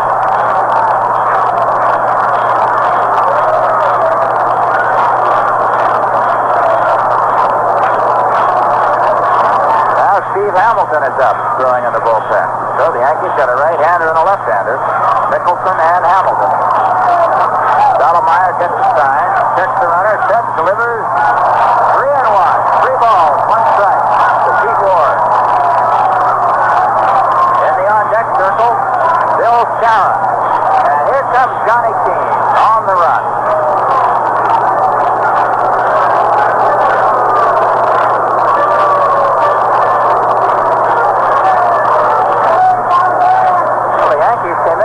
Dropped the first 2 to the White Sox, 2-0 on Friday night, 6-3 yesterday, and this is a big ball game. It's all tied up now at 2 apiece. As Tony Cuccinello walks down and says something to Pete Ward. It's a 3-1 count. 2 out. Runners at first and second. 1 run in. And we're in the last of the 8th inning. Now Johnny Keane has expressed his sentiments to Mel Stottlemyre. Ward has had his conversation with Cuccinello. And we're set to go.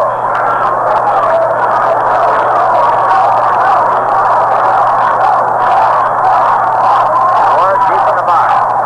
Pulls that bat on the end. There's Stottlemyre with a sign. He's set. Here's the 3-1 pitch. Way outside. Ball 4 and they're loaded up.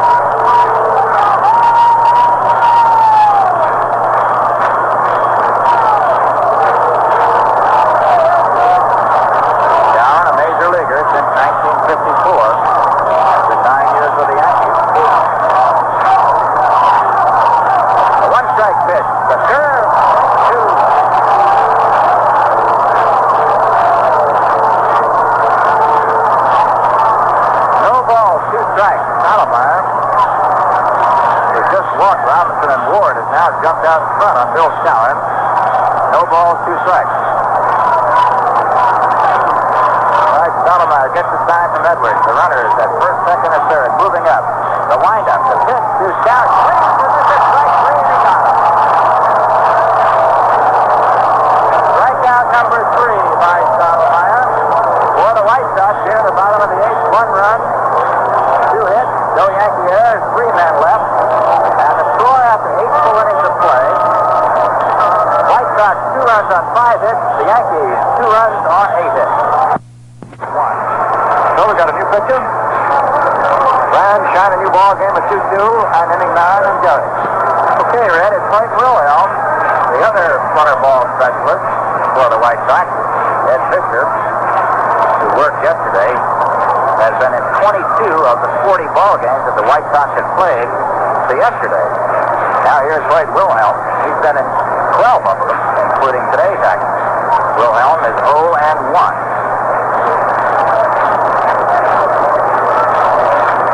Wilhelm will be 42 years old on July the 26th. Hails from Huntersville, North Carolina. Last year he was 12-9, lifetime 106 and 92 in the major leagues. Pretty good record for a relief pitcher. Here's Boyer, takes a knuckleball outside. Ball one. J.C. Martin has now switched to that big flappy glove that they use when the flutter ballers come in there. Wilhelm, knuckleball is in there for a strike.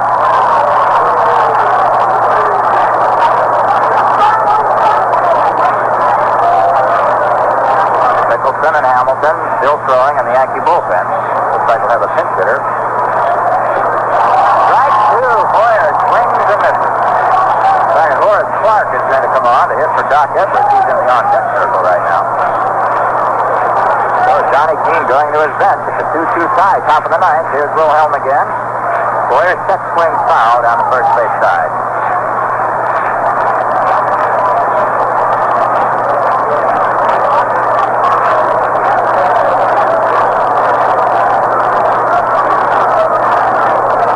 Bob Locker, young right-hander, starting to throw for the White Sox. Wilhelm to Boyer, ground ball to third. Ward underhands it to Sharon, and there's one away. Boyer, now 1 for 4. Singled and scored a run in the fifth inning. He's out of there, one down the ninth. And here, coming on to bat for Doc Edwards is Horace Clark. Clark started a couple of ball games for the Yankees and has been held hitless. But as a pinch hitter, the 4 hits that he owns in the major leagues, that's how they've come. All as a pinch hitter. 4 for 21, batting at 190. He'll bat left-handed against Wilhelm. Now Clark steps out of the batter's box, calls time. Playing in close to third base, and moving back a little now, Pete Ward. Here's the first pitch, a knuckleball inside, and it's ball 1. Yankees 2 and the White Sox 2. Ninth inning. 1 out. Clark attempts to bunt and misses. Strike 1. 1-1. Clark trying to drag for the base hit.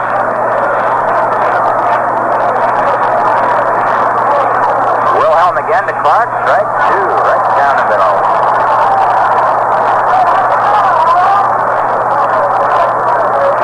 That's about all you're going to see from Wilhelm is that knuckleball. And here it comes again. Foul back. Clark just got a piece of it. Count holds, 1 ball, 2 strikes.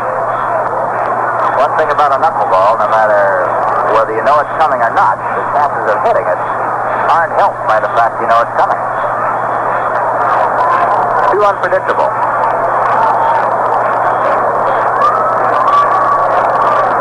Wilhelm again. Clark pops this one up into shallow center, going back to shortstop Hansen, backing up and takes it.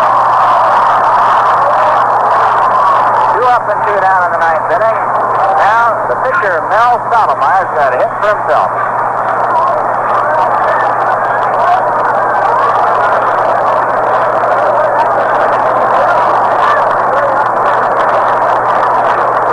Ball game, ninth inning.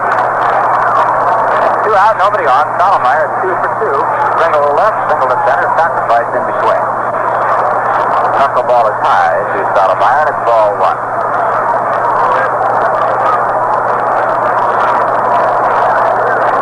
Wilhelm again, the right-hander, wasting no time. Stottlemyre swings and misses. Strike 1, 1-1. There aren't many times with a guy like Wilhelm, you know what's coming. Here it is, a 1-1 pitch, another one that's in there for a strike. Wilhelm, very sharp. 1 ball, 2 strikes. Coach said he had a sore, stiff arm this spring, but it seems to be all right now. Strike 3. So Wilhelm, 3 up and 3 down for the Yankees. Top of the ninth, the score after 8.5. Sox, too.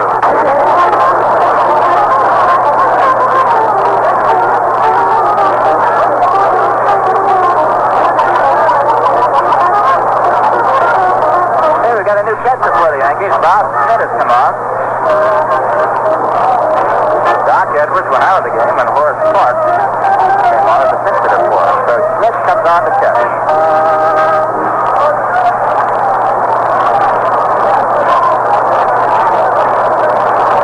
Last of the ninth inning. For the White Sox, facing Stottlemyre, McCraw, Hanson, and Martin. First pitch is line. Right field. Nash takes it. One away. Ooh. What a shot that was. And Roger took 2 steps to his right. He had it.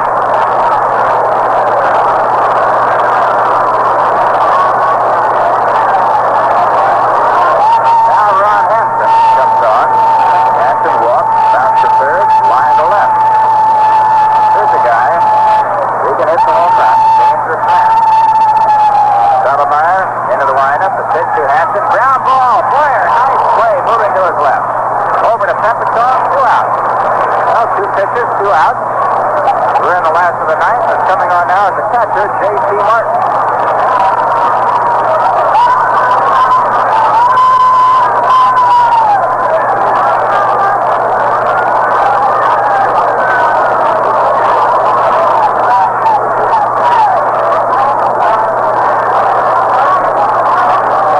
All right, Stottlemyre delivered to Martin. Hits the first pitch, pops it up to Lynn.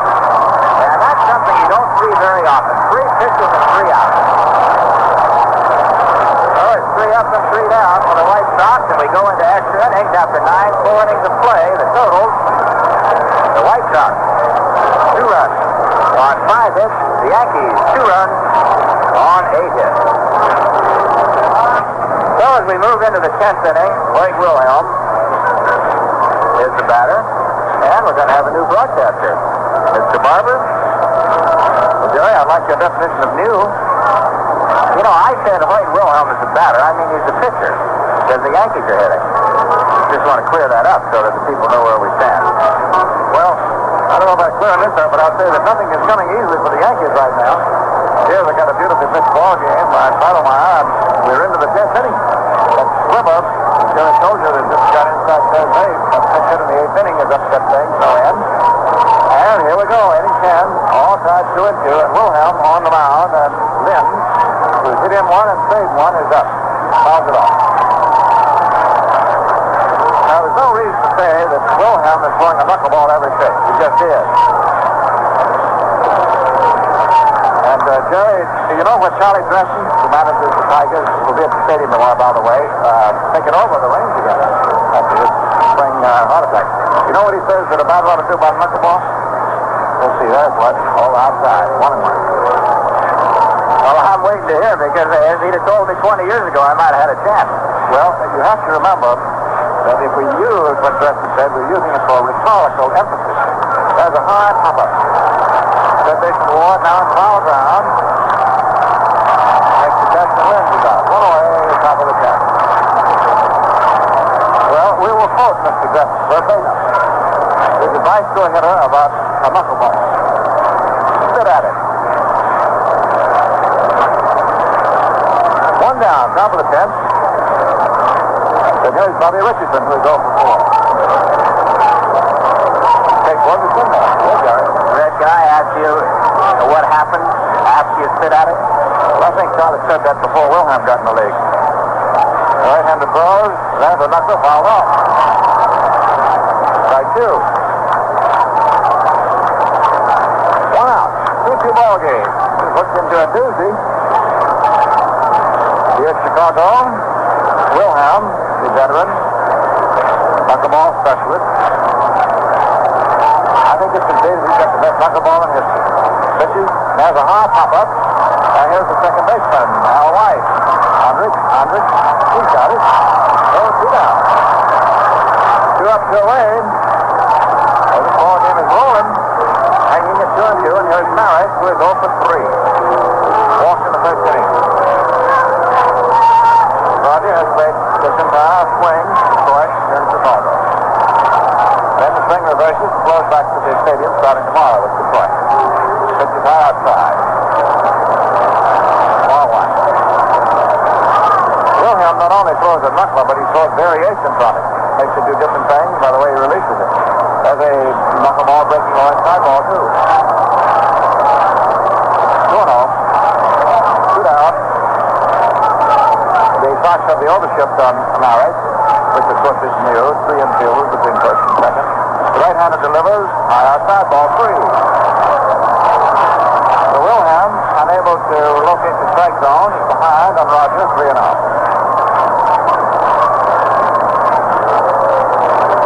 Outfield corner around to the right. Ball 4, wide. And Maris is on. This is the first one of 6 hitters. Facing Wilhelm to reach base safely. And the Mosquito was scheduled to hit. Remember that he went in as a defensive move, and Mantle came out, and now the Mosquito has a major league hit and hasn't even come close to getting one. Machine switches and sends up Ray Barker to hit for Mosquito. Ray Barker. So I would think in the last half of the inning, Barker will stay in and go to first and Peppercorn and move out to right, but we'll see.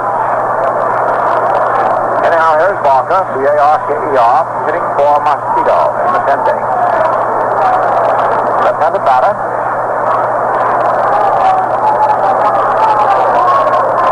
Maris with the walk with the first. It's a 2-2 ball game. With 2 out here in the 10th inning.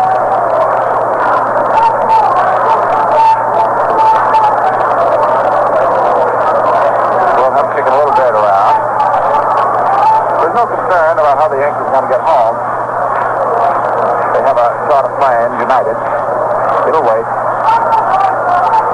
Ball game won't. Pitch swung on. There's a 1 bounce to the second. Lights it up there. Over to first, and Barker is out. Hit the ball hard without him. Jones. Ball at the end of 9.5. The Yankees 2 and the White Sox 2.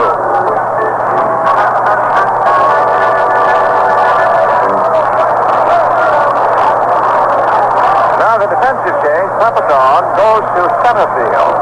And this keeps Maris in right. And leaves Fresh in left. Walker at first base. And first up for the White Sox. There's a ground ball out to left field.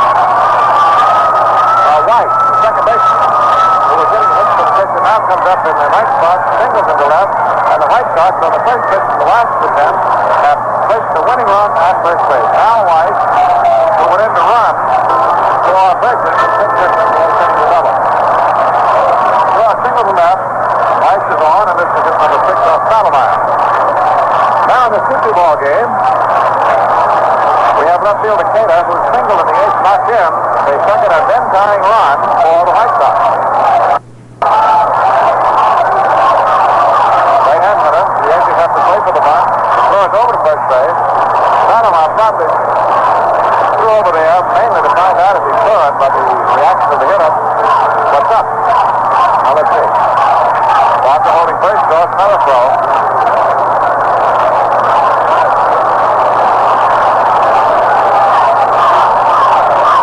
Ball game. Now the first somebody out. Pitch is low, and Cater was taking all the way, giving no indication whether he was bunting or not. Ball 1. Sotomayor pitched a wonderful game. He's had him hit it on the ground. But that scribble off the end, pitch hitter Burgess is down in the 8th inning. Led to the tying run. Here we are. Pitch, a foul out of play. Things are not going well, nothing goes well. Stafford pitched probably the best game of his life out here Friday night. Had a couple of wounded quail hits drop in on him. A bad bounce to first base. And he got beat 2-0.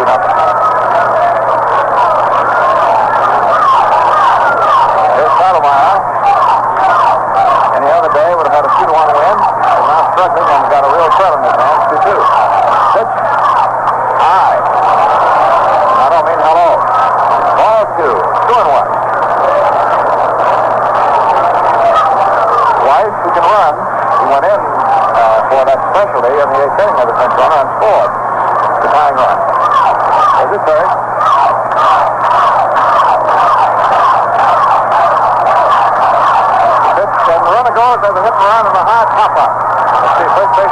for his 100th, close to the line, and in foul ground makes the cut for the out. So Lopez elected to hit the run, and the hitter fouled out the first. The pay today is $33,561, and a lot of the crowd arrived so late that the start of the game was held up for 5 or 6 minutes to let some of the customers in. And now here is Wilhelm in the vagaries of the 8th inning switch.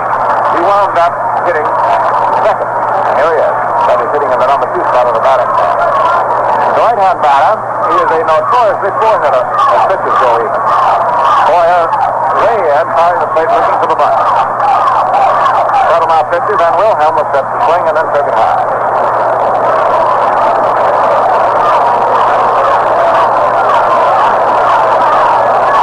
Wilhelm very well. He gets the base hit.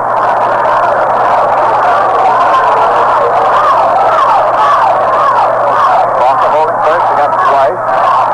There's the bunt up and fouled off. That's the strike. 1 ball, 1 strike.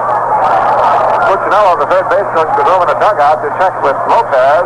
Be sure exactly he knows what Raul wants. Now Tony is coming to talk to the hitter, Wilhelm. And these decisions are so vital. Here's the third base coach. It isn't often you see that happen. Goes over to the dugout to talk to his manager. Here is the fine specialist. Goes over and asks. And he comes up and tells Wilhelm. If anybody misses the sign now, I don't know how it could happen. So, Sotomayor delivers. Wilhelm bunt foul.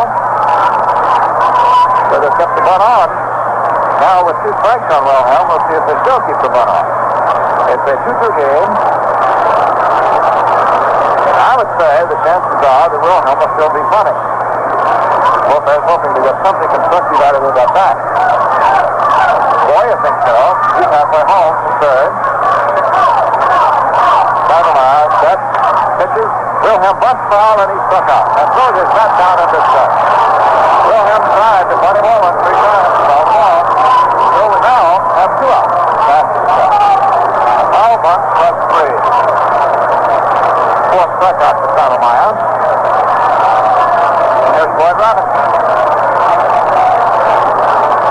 Robbie is 0 for 3. He walked in the 8th inning. Hatfield chased him into right. Left-hand hitter, open stand. 2 down, runner at first.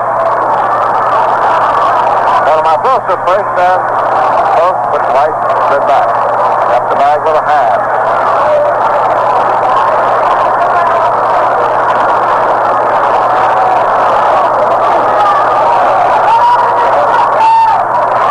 Sotomayor having to be very, very careful. Step, delivers, fastball high outside. Ball 1.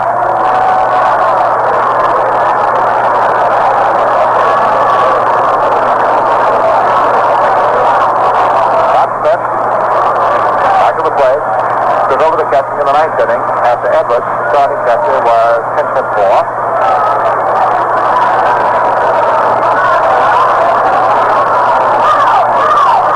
Sotomayor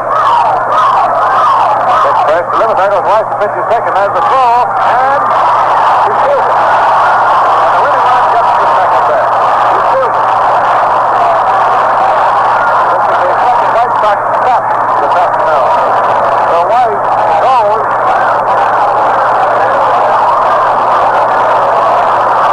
Now Weiss is second. It is now 2 north of plate, and Captain Smith goes up to talk to Sotomayor. What he wants to talk to him about is, do you want to continue pitching to Robinson, or do you want to put him on at first base and have to pitch to Ward? Now, if you were Sotomayor, which one would you rather have?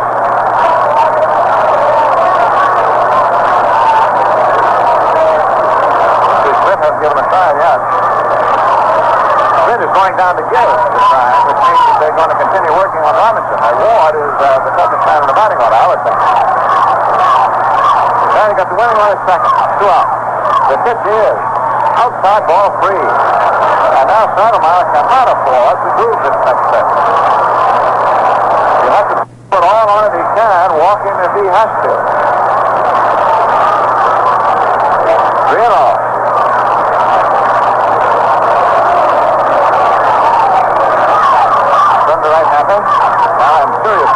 delivers and gets it above the knees for the strike. 3-1. Robinson looking at Cucinola, who's already lifted Al Lopez. After goes another step around to the right. They figure the throw will be hitting. All right, 3-1. Weiss, who's at the take off and 2 down, is the second. Last to the 10th inning, 2 outs, a 2-2 tie.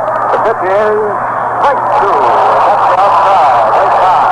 Robinson thought it was ball 4. Took a step toward first and then started his decision and recalled it. 3-2. The hitter doesn't have to look anywhere now. Except to himself. 3-2. Settlemeyer's caught up. They face each other. Right hander on the mound, and left hand hitter with the open stand. There's the action. A ground ball to short. Lynn. Over the plate. He's out. That's all for the Bears. And we go to the 11th inning. Lynn came up with a ground ball. Settlemeyer is having hitting on the ground. One right after another. So, single and the steal by White. Settlemeyer pitched out of it and around it. And at the end of 10, it is 2 runs, 8 hits, and no errors for the Yankees. 2 runs, 6 hits, and no errors for the White Sox. This is one of the most beautiful plate ball games we've experienced in quite a while. And now the great knuckleball veteran Hoyt Wilhelm out there getting ready for inning 11. And he'll be pitching. We've experienced in quite a while. And now the great knuckleball veteran Hoyt Wilhelm out there getting ready for inning 11. And he'll be pitching to Messrs. Capitone, Trent, and Warner. When the Sox come back in their half of the 11th, it'll be Ward, Sauer, and McCraw. The other ball game, Baltimore squeezed out one over the Angels, 4-3. Miller got credit for the win in relief. At the end of 7 innings, it is Cleveland 8 and Detroit 2. Tigers hit the big ball park starting 1 tomorrow for the doubleheader. Emilio Pasquale, who is having the best start he's probably ever had, has just cut out Washington with 4 hits and the Twins win at 6-0. Going into the 10th inning, it is 2-2, Kansas City of Boston, and Sheldon is pitching all the way for the Athletics. National League and the 4. Houston 3, Milwaukee 2. The Pirates won the first game from the Mets 9-1 to make it 9 straight wins, and Pittsburgh is leading in the 3rd inning 2-0 at the 7th. Dodgers 2, the Reds won their single game. Here's Capitone now on the 11th. Cuts and misses at the Nationals. In the 3 1/2, the Cardinals and the Giants are 1-1, and the Cubs beat the Bills 4-1. So we're all caught up. This one is 2-2 and 1 strike to Capitone. Wilhelm works outside and low. 1 ball, 1 strike. Capitone has a looping single out of 3 trips today. Dropped in right field. Swings and fouls it back. Right into the mask of the state umpire, John Flaherty. Extra innings. State crowd, 33,561.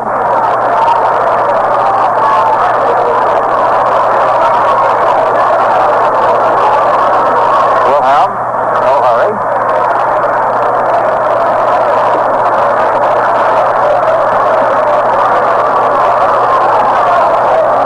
Capitone, the pin hitter, crouches, swings as a ground ball slowly wide of first base. Telling up with it over to Wilhelm, who covers just in time for the out. 3-1. You write them down, and Capitone is out. And now I have fresh. Earlier was hitting right-handed against starting pitcher Peters, and now it's coming up with left-handed against Wilhelm. Wilhelm tying a lace on his left shoe. Fresh moving in, and Boyle's behind him. All sides 2-2. And nothing has been easy on this trip to Detroit and Chicago. Not going to be easy this next week at the stadium either. Let's take low, ball white. start in for 2 tomorrow, Wednesday night at 7. And then these White Sox have a quick second rest, Friday night, Saturday, and a double Sunday. Over. All strikes. 1-1. 1 ball, 1 strike. Inning 11. Ball game hanging 2-2. Wilhelm outside with a butterfly. Now it's 2 balls, 1 strike. Wilhelm pitches this seemingly ridiculous ease. He just gooses that knuckler. Not a pitch to so hard. Delivers. High outside, ball 3. When you throw the knuckleball, you have to throw it with technique and with touch. Many professional pitchers who simply can't handle it like using it. It is not recommended for young pitchers who have good stuff. High inside, ball 4. So now, Trench walks. With 1 out here in the 11th. Second walk given up by West. And the Yankees have the comparable winning run at first. With a partial in this case. The White Sox will have to hit the last half of the inning. Just now when they had Weiss on, they had the winning run on if they could have got him home. Stoudemire with nothing. Now here's Boyer. 1 out. They throw to first.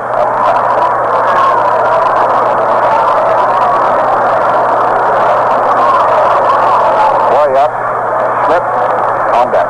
There's a ball hit down to second. That's bounced away off the chest. Nobody is out. And instead of a double play, we have 2 on. This is the first error of the day. A sharp bounding ball, but it hit second baseman White squarely on the chest. It took that bounce. So Boyer is on the error. First one we've had today, and this is a big one. Now here is Smith, and we will see. The scorer rules it a base hit. He calls it a bad hot single. That's what Lopez over in the White Sox dugout calls it. Smith cuts to the mark and doesn't get it. So it changed that to a single. Second baseman right in front of it. The ball struck him on the chest. And after the double, strike 2. We'll have 2 quick strikes on Smith. Rush at second. Boyer at first base. Gives the Yankees their 9th hit. Boyer at second. Smith up for his first at bat today and takes the outside, ball 1. Still around toward left. Smith, a right-hand hitter. Well, the Yankees this year is hitting .267, 8 for 30. Here is Smith, and we will see. The scorer rules it a base hit. He calls it a bad hot single. That's what Lopez over in the White Sox dugout calls it. Smith cuts to the mark and doesn't get it. So it changed that to a single. Second baseman right in front of it. The ball struck him on the chest. And after the double, strike 2. We'll have 2 quick strikes on the six. Rush at second. Boyer at first base. Gives the Yankees their 9th hit. Boyer at second. Smith up for his first at bat today and takes the outside, ball 1. Still around toward left, Smith, a right-hand hitter. Well, the Yankees this year is hitting .267, 8 for 30. And grounds the knuckleball slowly back to Wilhelm has to go to first base, and Smith is out. Torrance staying there to receive the throw from the pitcher. Boyer moving to second base, and Fresh going on ahead of him to third. Now, Stoudemire is due, and Keene is going to send up Hector Lopez. So Hector Lopez is coming on to hit. So Keene figures that Stoudemire has pitched enough 10 innings. He definitely feels that Hector Lopez is much the better percentage to get the base hit, try and get something in. These are always tough decisions for a manager to make. So Lopez is coming on.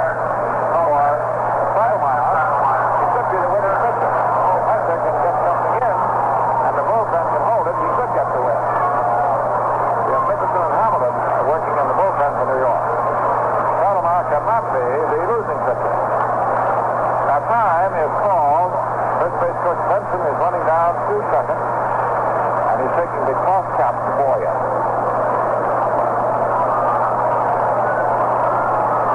And that's all that is about. So Hector Lopez is up now hitting for Stottlemyre. Big situation. In other words, what confronts Keane is that when you get the biscuits on the table, you got to reach for them. There's a ball drilled out to left field and right to the left fielder. Keane makes the catch. That's it. That's correct. 2. No runs, 1 gets 2 out, and the score is 10.5. The Yankees 2 and the White Sox 2.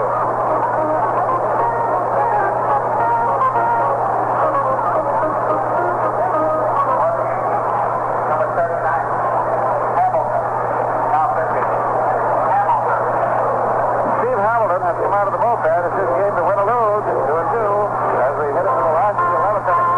That's the pause for station identification. Your attention, please. You are listening to Yankee Baseball over WOKO 1460, Albany, New York. Thank you.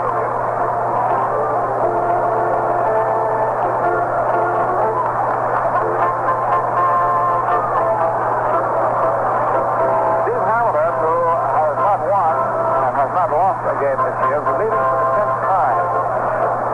It's up to him now.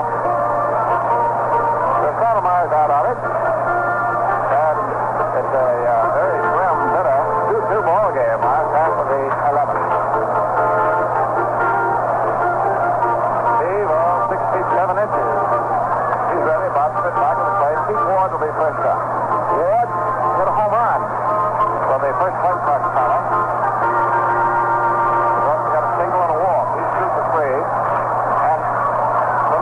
This is a tough man, and I'm nodding on him. I don't care whether the pitcher's up to right-handed. All right, 2-2. We've got a very fine, handsomely excited crowd out here today. Chicago south side. Ward, left-hand hitter. Takes a low outside curve, ball 1. Hamilton relieving.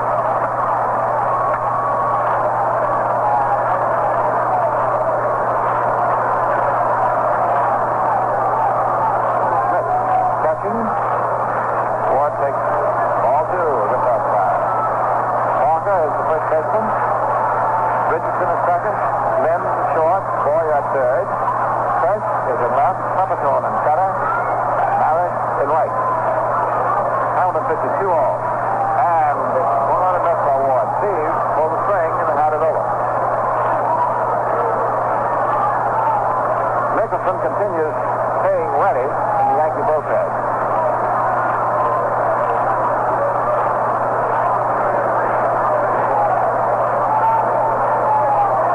Delivers the curve 2-0, and he's behind 3-1. And when you're playing a ball game, you never want that first man up to get on, and never in the next inning. Hamilton must come in with it.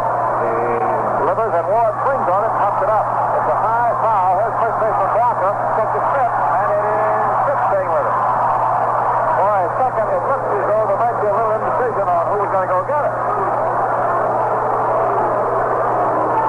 A former captain, Mr. Garagiola, I think he just gets some breath back on that. I really did, Red, because I think Smitty thought that the ball was going to carry further, and it would be an easy way for Barker. Then he saw Barker on a full run. He thought, I'd better catch it. I'm glad he did.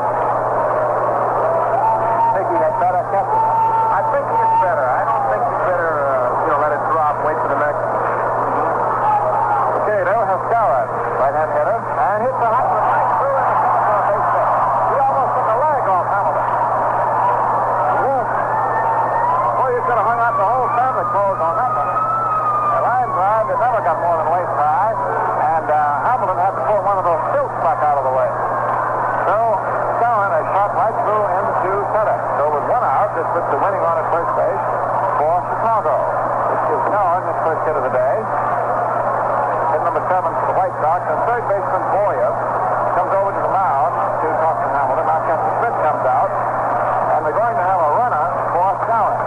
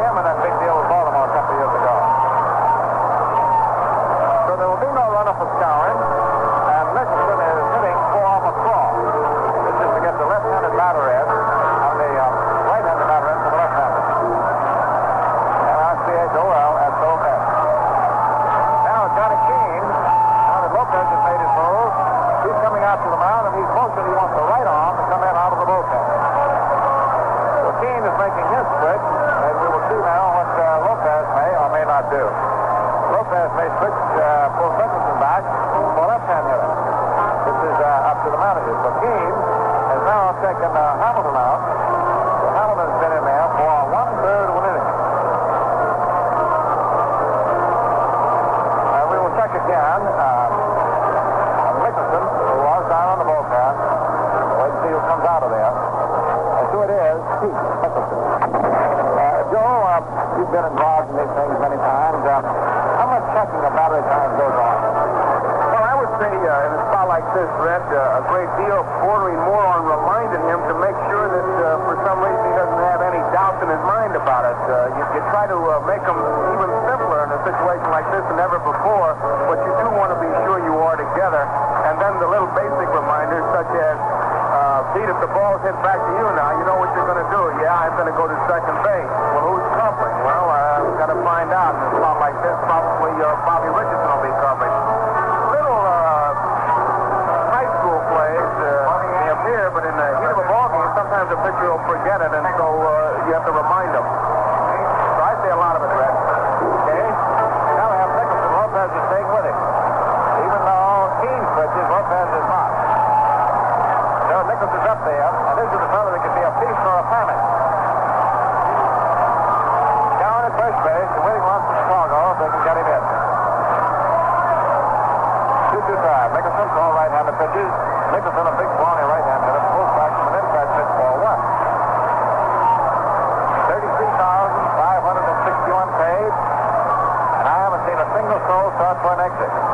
Not on this ball game.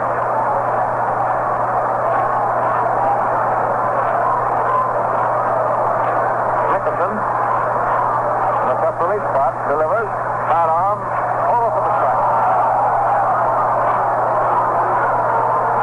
Of course, these fans in Chicago, when they booed Faraday's strike ball, they don't really care how the game comes out. It's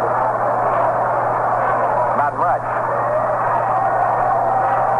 Nicholson's pitch, terrible outside, ball two. 2 balls, 1 strike. This has been a jumping ballpark for years.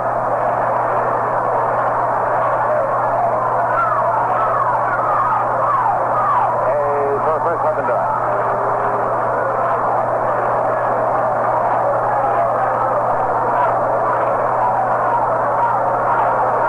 Nicholson's out.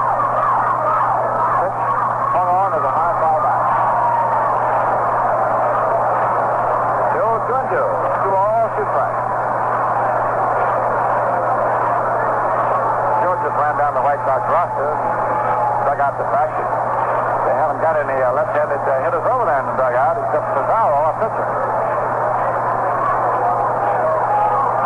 Ramos is throwing in the Yankee bullpen, a right-hander.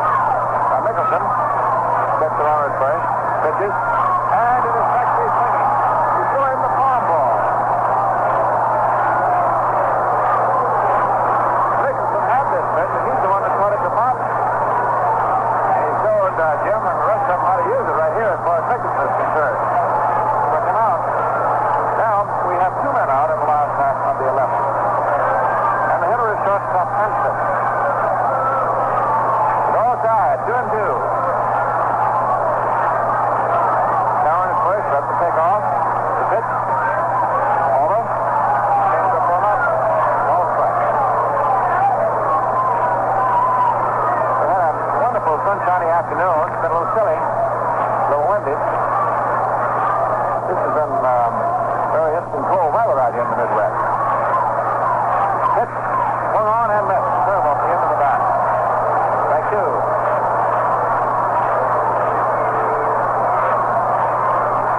Nicholson is to back of the mound, going for the rosin bag. Hanson, the hitter, hitting 7. Left. Down off first. The pitch is swung on a ground ball, slowly up toward third. It is foul. Just foul. Saboya, who was ready to throw, tipped it over to the mound. Hanson, who couldn't wait till it was foul, took off the first. He's back. Ball game hanging 2-2. Mantle hit a home run for the Yankees in the 4th. Ward caught the master with a home run for the White Sox in the fourth. The Yankees had 3 singles, men driving in the second run in the fifth. The Mickelson, the pitch is the left out of third. Then in the last half of the 8th inning, pitcher to Burgess hit one off the end of the bat, a river, just inside third for 2 bases, and Hader singled in the center to get it in, and that's the scoring up to here. Mickelson ready to work 1 and 2, does over, cross strike 3, and he pulled the string on that. And Henson was caught looking at the changeup.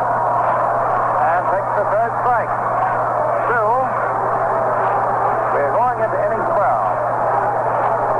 We'll do a check our totals for the Yankees. 2 runs, 9 hits, and no errors. For the White Sox, 2 runs, 7 hits, no errors. Right? Next time you go to a ball game, watch to see how many people clean their glasses just before the first pitch. Clear vision adds to their enjoyment of the game naturally. Just as a clean windshield adds to your enjoyment and your safety when you're driving.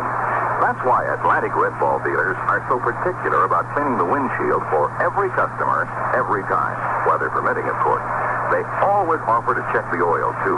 And when I say for every customer, every time, I mean exactly that. If an Atlantic Red Ball dealer should ever forget either the windshield or the oil check, he'll refund the cost of your gasoline. This offer varies in some states, but Red Ball dealer service never varies. It's good to know that wherever you are, you can depend on the same efficient, interested service you get from your own neighborhood Atlantic dealer when you drive in at the Red Ball sign. At home or away from home, look for the sign of service so good, it's guaranteed. Atlantic Red Ball dealer service.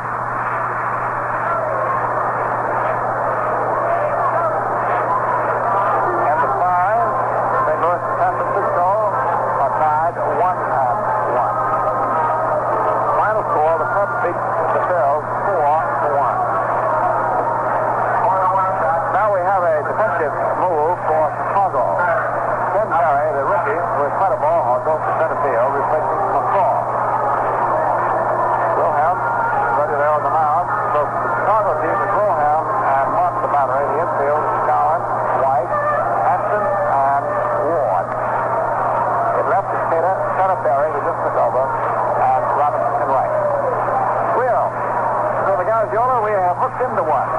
What do you call these, Red? Double jointed what?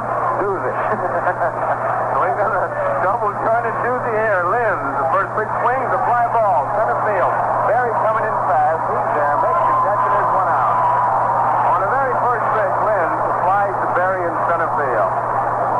Hoyt Wilhelm, Willie the Nut. Boy, he's got a dandy. No strain, no fuss, no muss. Just flip it up there and laugh. Bobby Richardson takes it inside. It's ball 1.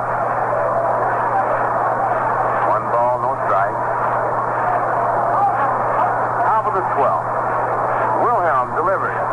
Didn't mean to swing. Hits his bat foul. So it's 1 ball and 1 strike. Hoyt Wilhelm against Bobby Richardson.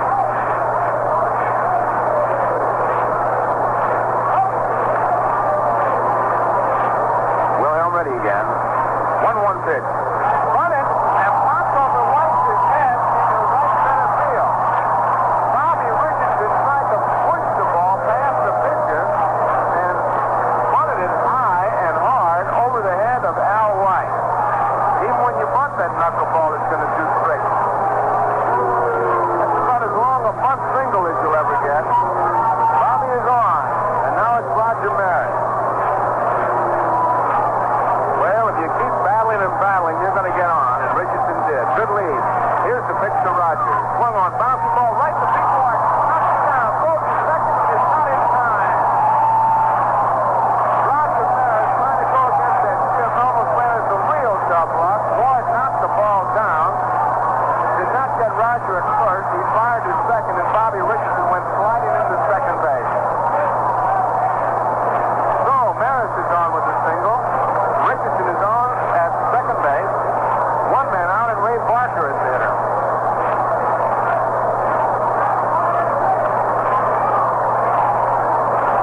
Hoyt Wilhelm at the belt. Delivered.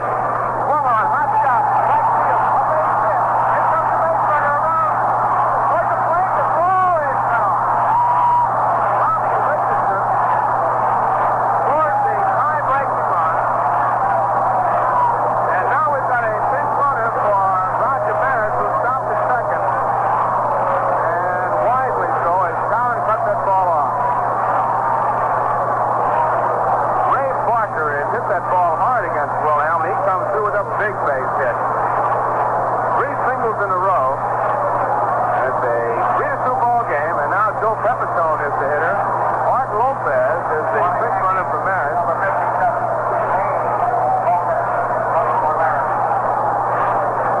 Pepitone against Wilhelm.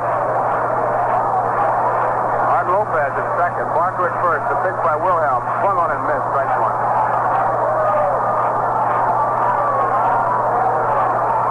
So the Yankees lead 3-2. We're at the top of the 12th. A single by Richardson, a single by Maris, and a single by Barker. Swung on. He gets away from the catcher. There goes the runners. Lopez to third. Barker to second. It's a fast ball on J.C. Martin on the strike. So now it's Art Lopez over at third, on at second. Barker. Infield comes in. 2 strikes to count on Joe Pepitone. Wilhelm's going to pitch off the stretch. The pitch. Foul tip. Pepitone stays alive.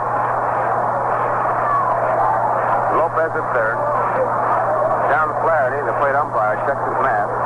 Ray Barker at second base. Infield in. 1 man out. 3-2. Yankees have just taken the lead. Top of the 12th.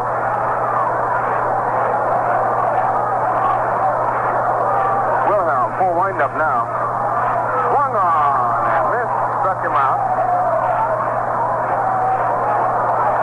Has to be a foul tip. Pepitone did not run, and now the J.C. Martin threw the ball to the pitcher who threw the first, and then they called him out. It was a drop strike, and confusion reigned here for a minute.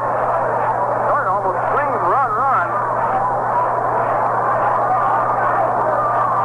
And that strikeout, Dick Dozier, the official scores, is one of the strangest strikeouts. They're going to walk Tresh. He's scoring, that strikeout goes 2-1-3. Pete Ward came running over from third base to tell Wilhelm to throw to first. Finally did, and they got Pepitone. There's ball 3. It'll be up to Clete Boyer. Those knuckleball pitches, they must throw a haunted ball. Strange things happen. Al Lopez is coming out of the White Sox dugout now. Locker has been warming up for the White Sox, and he's going to make a move. Lopez is going to make a move and go for Locker. And it's more a case of the knuckleball than anything else that covers this move. White Sox can't afford the luxury of a knuckleball pitcher with a base runner at third here in the 12th inning. 3-2 is the score. Yankees just broken the tie. Locker is 1-1. He's a sidearm sinker-ball right-hander. Been used strictly in relief by manager Al Lopez. This inning started. Lynn's flying out to Ken Berry in center field. Then Bobby Richardson trying to push a bunt past Wilhelm towards second base. Popped it up, but popped it up hard enough. And it went over the head of the orange-charging Al White, who broke for the plate or towards the infield when he saw Richardson shorten up the bunt. So it went over his head for a single. And Roger Maris with the overshift tried to punch one in the left field. He hit it to the right of Pete Ward, the third baseman, who got a glove on it, knocked it down. Could not make a play at first. Tried to get Richardson at second base. Was not in time, so was first and second. And then Barker got a base hit to right field, driving in Richardson. And then a strikeout by Pepitone, a pass ball involved. They walked Tresh intentionally, and that's the way we stand, and Locker's coming in. So that's the situation. Locker will loosen up, and we will pause right now for station identification. Your attention, please. You are tuned to Yankee Baseball over WOKO Radio, Albany, New York. Thank you. Red, you got some scores for us. Yes, Joe. Baltimore beats L.A. 4-3. Cleveland just won at Detroit 10-2. Minnesota had Pascal shut out Washington 6-0. Going into the 11th inning, Kansas City and Boston 2-2. National League in the last half of the 6th inning. Milwaukee 5, Houston 3. Final first game, Pittsburgh 9, and the Mets State win, 3, Mets nothing. As to the fourth inning, it is Los Angeles 8, Cincinnati 1. And the 5, St. Louis and San Francisco are 1-1. Final, the Cubs beat the Phils 4-1. Did anything happen here in Chicago, Joe? Well, I had a fella say they got a double-jointed doozy going over there. It's been a real battle. Of course, like you said earlier, Red, this whole trip has been nothing but one scrape after another. And that next week coming up is going to be the same thing all over. Yes, sir. Well, we're all set now. Locker, the big right-hander, has just finished his warm-up process. Boyer's in the batter's box. Bases are loaded. And here's the first pitch by Locker to Boyer. Swung on, popped up. Start right field. Weiss is going out. Looking for it. Finds it and makes the catch. So Locker makes one pitch. Gets Boyer on a pop fly to Al Weiss, the second baseman. That ends the 12th inning. Yankees score 1 run. There were 3 hits. No errors. 3 men were left on base. And the score at the end of 11 and a half. It's the New York Yankees 3 and the Chicago White Sox 2. Defense towards the outfield. In left field, Pepitone is in center and Art Lopez is in right. Boyer, Lynn, Richardson, and Barker in the infield. Nicholson and Schmidt the battering. And J.C. Martin is the hitter. Nicholson delivers a strike. 1 strike to count, 3-2 the score, bottom of the 12th. Well, those bottom of the 9th 3 outs are tough, but extra inning outs are tougher. Curveball swung on, base hit, left field. J.C. Martin singles to left on a curveball. He's on and brings up Al White. So hold on and hang on. Here we go again. White, an excellent runner. Fellow who can handle that bat, can do many things. On at first base, J.C. Martin. White single to left his first time up. He was a replacement in this game. Batting left-handed, Boyer edging in. Nicholson at the belt. White is trying to bunt, bunts it down the first base line, but foul. So it's strike 1. And J.C. Martin will have to head back to first base. Yankees 3, White Sox 2, bottom of the 12th. Nobody out. J.C. Martin has just opened his 12th inning with a single to left. Tony Cuccinello coaching at third base, going through a whole series of signs. Don Gutteridge coaching at first base. Boyer's in on the grass. He's looking for the bunt. Nicholson, a quick throw to first. Martin is back. 1 strike to count. Nicholson at the belt. Checks the runner. Delivers outside. That's ball 1. 1 ball, 1 strike. Nobody out. Base runner at first base, J.C. Martin.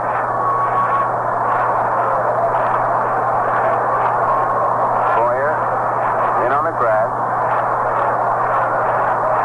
Nicholson has a sign at the belt. The 1-1 pitch now. Taken for strike 2.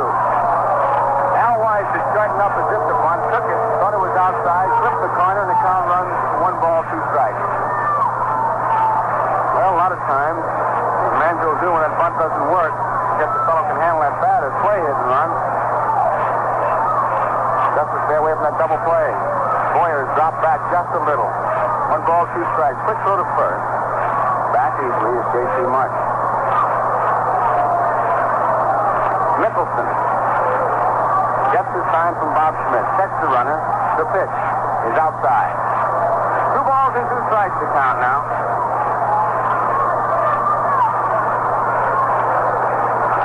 Art Lopez in right field. Pepitone is the center fielder. And Fresh is the left fielder. And they play Weiss fairly shallow. 2 balls and 2 strikes to count. Nicholson. There goes the runner. The pitch is swung on. A bouncing ball to Bobby Richardson. He'll have to go to first. So Lopez put it on 2-2. And all Weiss did was just get that bat on the ball. Lopez willing to give up the out for the base. J.C. Martin, fine run, is on at second base. Danny Keener is the hitter. Keener got a big base hit in that 8th inning to drive in Burgess. again, the same spot. Yankees 3, White Sox 2, bottom of the 12th, 1 out. Gator, a right-handed hitter.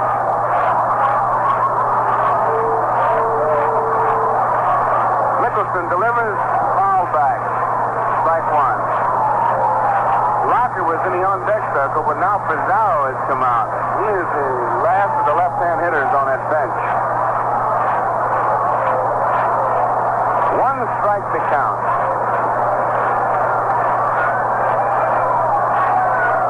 Eddie Fisher just lobbing the ball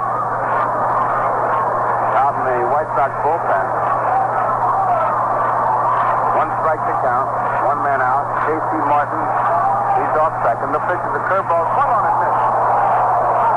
He really threw him a big, slow, roundhouse curveball. Termed very colorfully by the ball players as a dead fish. A big, wet salmon. 2 strikes to count. Danny Cater waiting. Mickelson checks the base runner, and now he backs off the mound. Takes his cap off, and now he gets back in. A lot of times the pitcher just doesn't feel right. Grip and everything else, and he backs off, does that until he gets the right feel. The 2-strike pitch now. Curveball hits his bat, and he just barely stays alive. That ball was way off the plate. Bob Schmidt had already started his shift way outside by the time Mickelson started into his delivery. So the count remains at 2 strikes. Yankees 3 and the White Sox 2. We're in the bottom of the 12th. J.C. Martin on at second base. Pete Mickelson taking plenty of time. At the belt now. Checks the base runner. Delivers. Swung on. Right side. Field. Pepitone coming in fast. He's there. Makes the catch.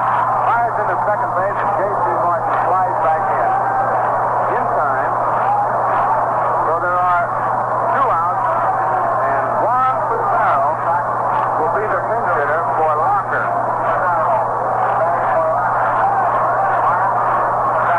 Pizarro is the pinch hitter.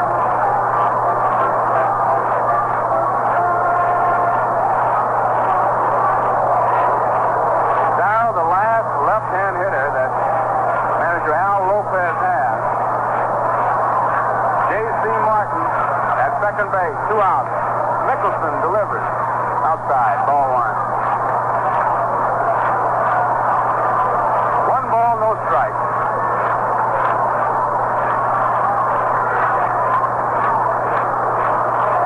Two men out. This is the out that they've been waiting for right here. Mickelson delivers. Outside, ball 2. 2 balls, no strike. Floyd Robinson is the next hitter. But Pete Mickelson doesn't want to see him get in that batter's box. He'd like to end it right here.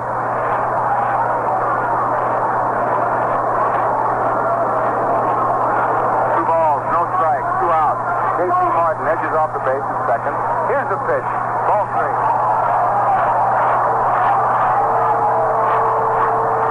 3 balls, no strikes on Juan Pizarro.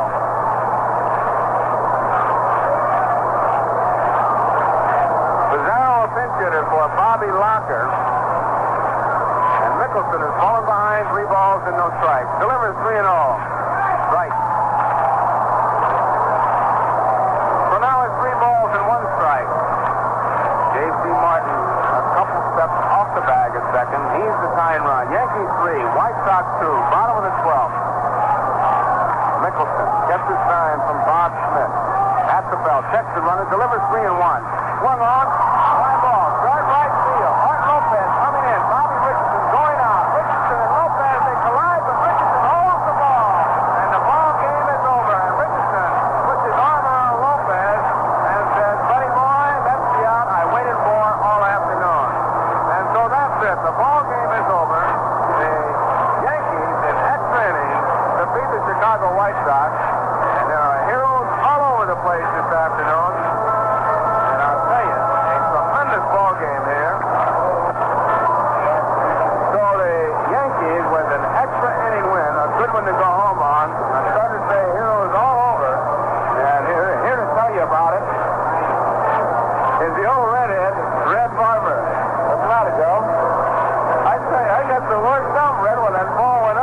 I kept thinking this is the hour we waited for, and all these heroes and all that my hand is broken wet. Well, when Arturo Lopez started to climb over Richardson, did that upset you? I gotta be honest with you. Yes, it did. I wanted to say, get out of there. I don't think I was really rooting for you. Well, I'll ask you one more question, George. I'll try and wrap it up. Do you think this will be a more pleasant playing ride home than it would have been the other way? Just by a few thousand words. Sure will, Red. Well, friends, this thing had to turn. This ball club wouldn't give in. They finally out-toughed the White Sox here in their own backyard and won it 12 innings. And it was a better one. 3-2 for the Yankees, 3 runs, 12 hits, no errors, and thus ends their longest losing streak of the year, which has gone through 4. And now for the White Sox, 2 runs, 8 hits, no errors.